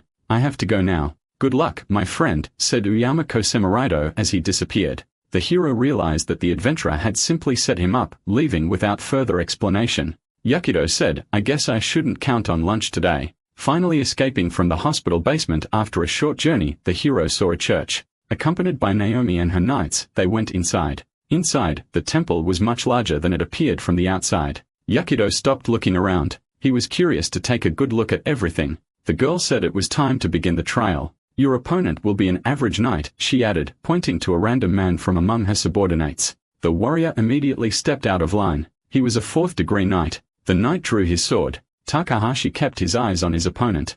The young man determined at a glance that the man was of a higher level than himself. Naomi announced the start of the duel, and the opponents rushed at each other. The girl took out a bag of treats, preparing to enjoy the spectacle. She kept her eyes on Yakido, memorizing his every move. The opponent's swords clashed with a clang. The blow was so powerful that it sent sparks flying. The opponent attacked, but the hero managed to stop him. He noted to himself that the knight was rather weak with the sword. Yakido decided that the church's warriors were more focused on defense. But even if that's the case, with the difference in levels, it seems he fights worse than me, Takahashi thought. Naomi was pleased with what she saw but decided not to stop there. She would show the young man a glimpse of God's grace. Using her staff, the church minister activated her magic. Naomi exclaimed strange words. Heraclea.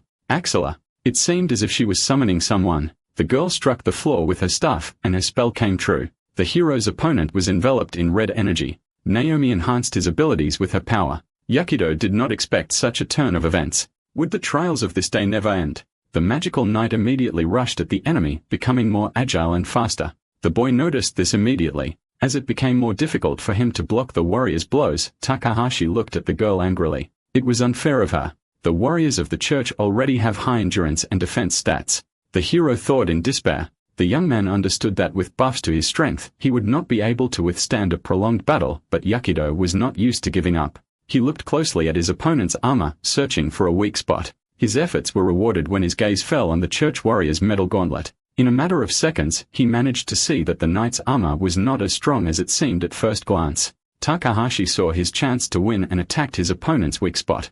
Activating his shield, he decided it would be a sin not to take advantage of this opportunity. A piece of metal slag appeared in the young man's hand, a waste product that appears during the smelting of metal. The hero decided that it would be quite suitable for his plan. At that moment, while the boy was distracted, the enchanted knight flew into the air preparing to attack his opponent from there. He raised his sword, preparing to bring down an enhancement called the Holy Hammer on Yukido's head, but the hero was not going to be outdone. He also decided to use one of his skills. Pushing off the ground, the guy easily reached the knight's height. The move he decided to use was called Bee Sting. Everything happened so quickly that the church warrior didn't even have time to react. A small metal fragment became a big problem for the mighty knight. Hitting the weak spot in the man's armor, it easily destroyed it. Seeing that his plan had worked, Takahashi put his shield to use, striking his opponent with it. The metal glove on the knight's right hand fell apart, and he could no longer hold his sword. Having lost his weapon, the man fell to the ground. Before the sword could hit the ground, Yakido caught it. The church warrior was defeated by his own weapon. It was a masterful victory. Takahashi was pleased with the outcome of the battle. He had once again proven to himself that he could cope even in a dire situation. The young man asked Naomi if he should continue. The churchwoman applauded and said that this demonstration was enough. The girl smiled, amused by the spectacle of the duel.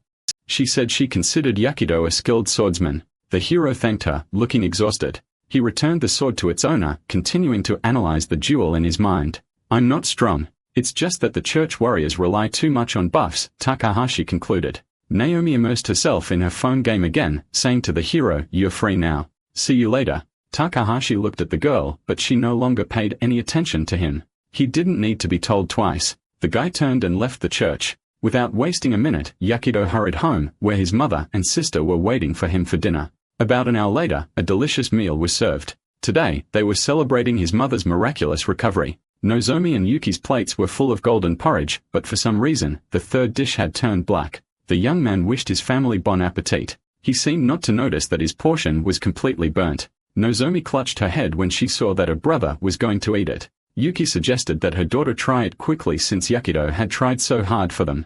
The hero smiled as he watched his mother and sister try his culinary creation. Mother is finally healthy. I was able to do what I couldn't do in my past life, the young man thought happily. We have enough money, so, Nozomi, you can enjoy your youth, the boy said proudly of his achievements. But it's not certain that the day won't come when I become unnecessary to the hero and he will break his promise. Until that day, I must become stronger than him. Only then will I be able to protect my sister, thought the hero, and began to eat his burnt dinner. Nozomi tried to stop her brother, but he said that burnt rice was the most delicious in the world. As long as Uyamako Semuraido isn't threatening me, I need to deal with the situation at the temple, Yakido decided after finishing his dinner. Alright, that's the end of the story. Thanks for watching, see you in the next one.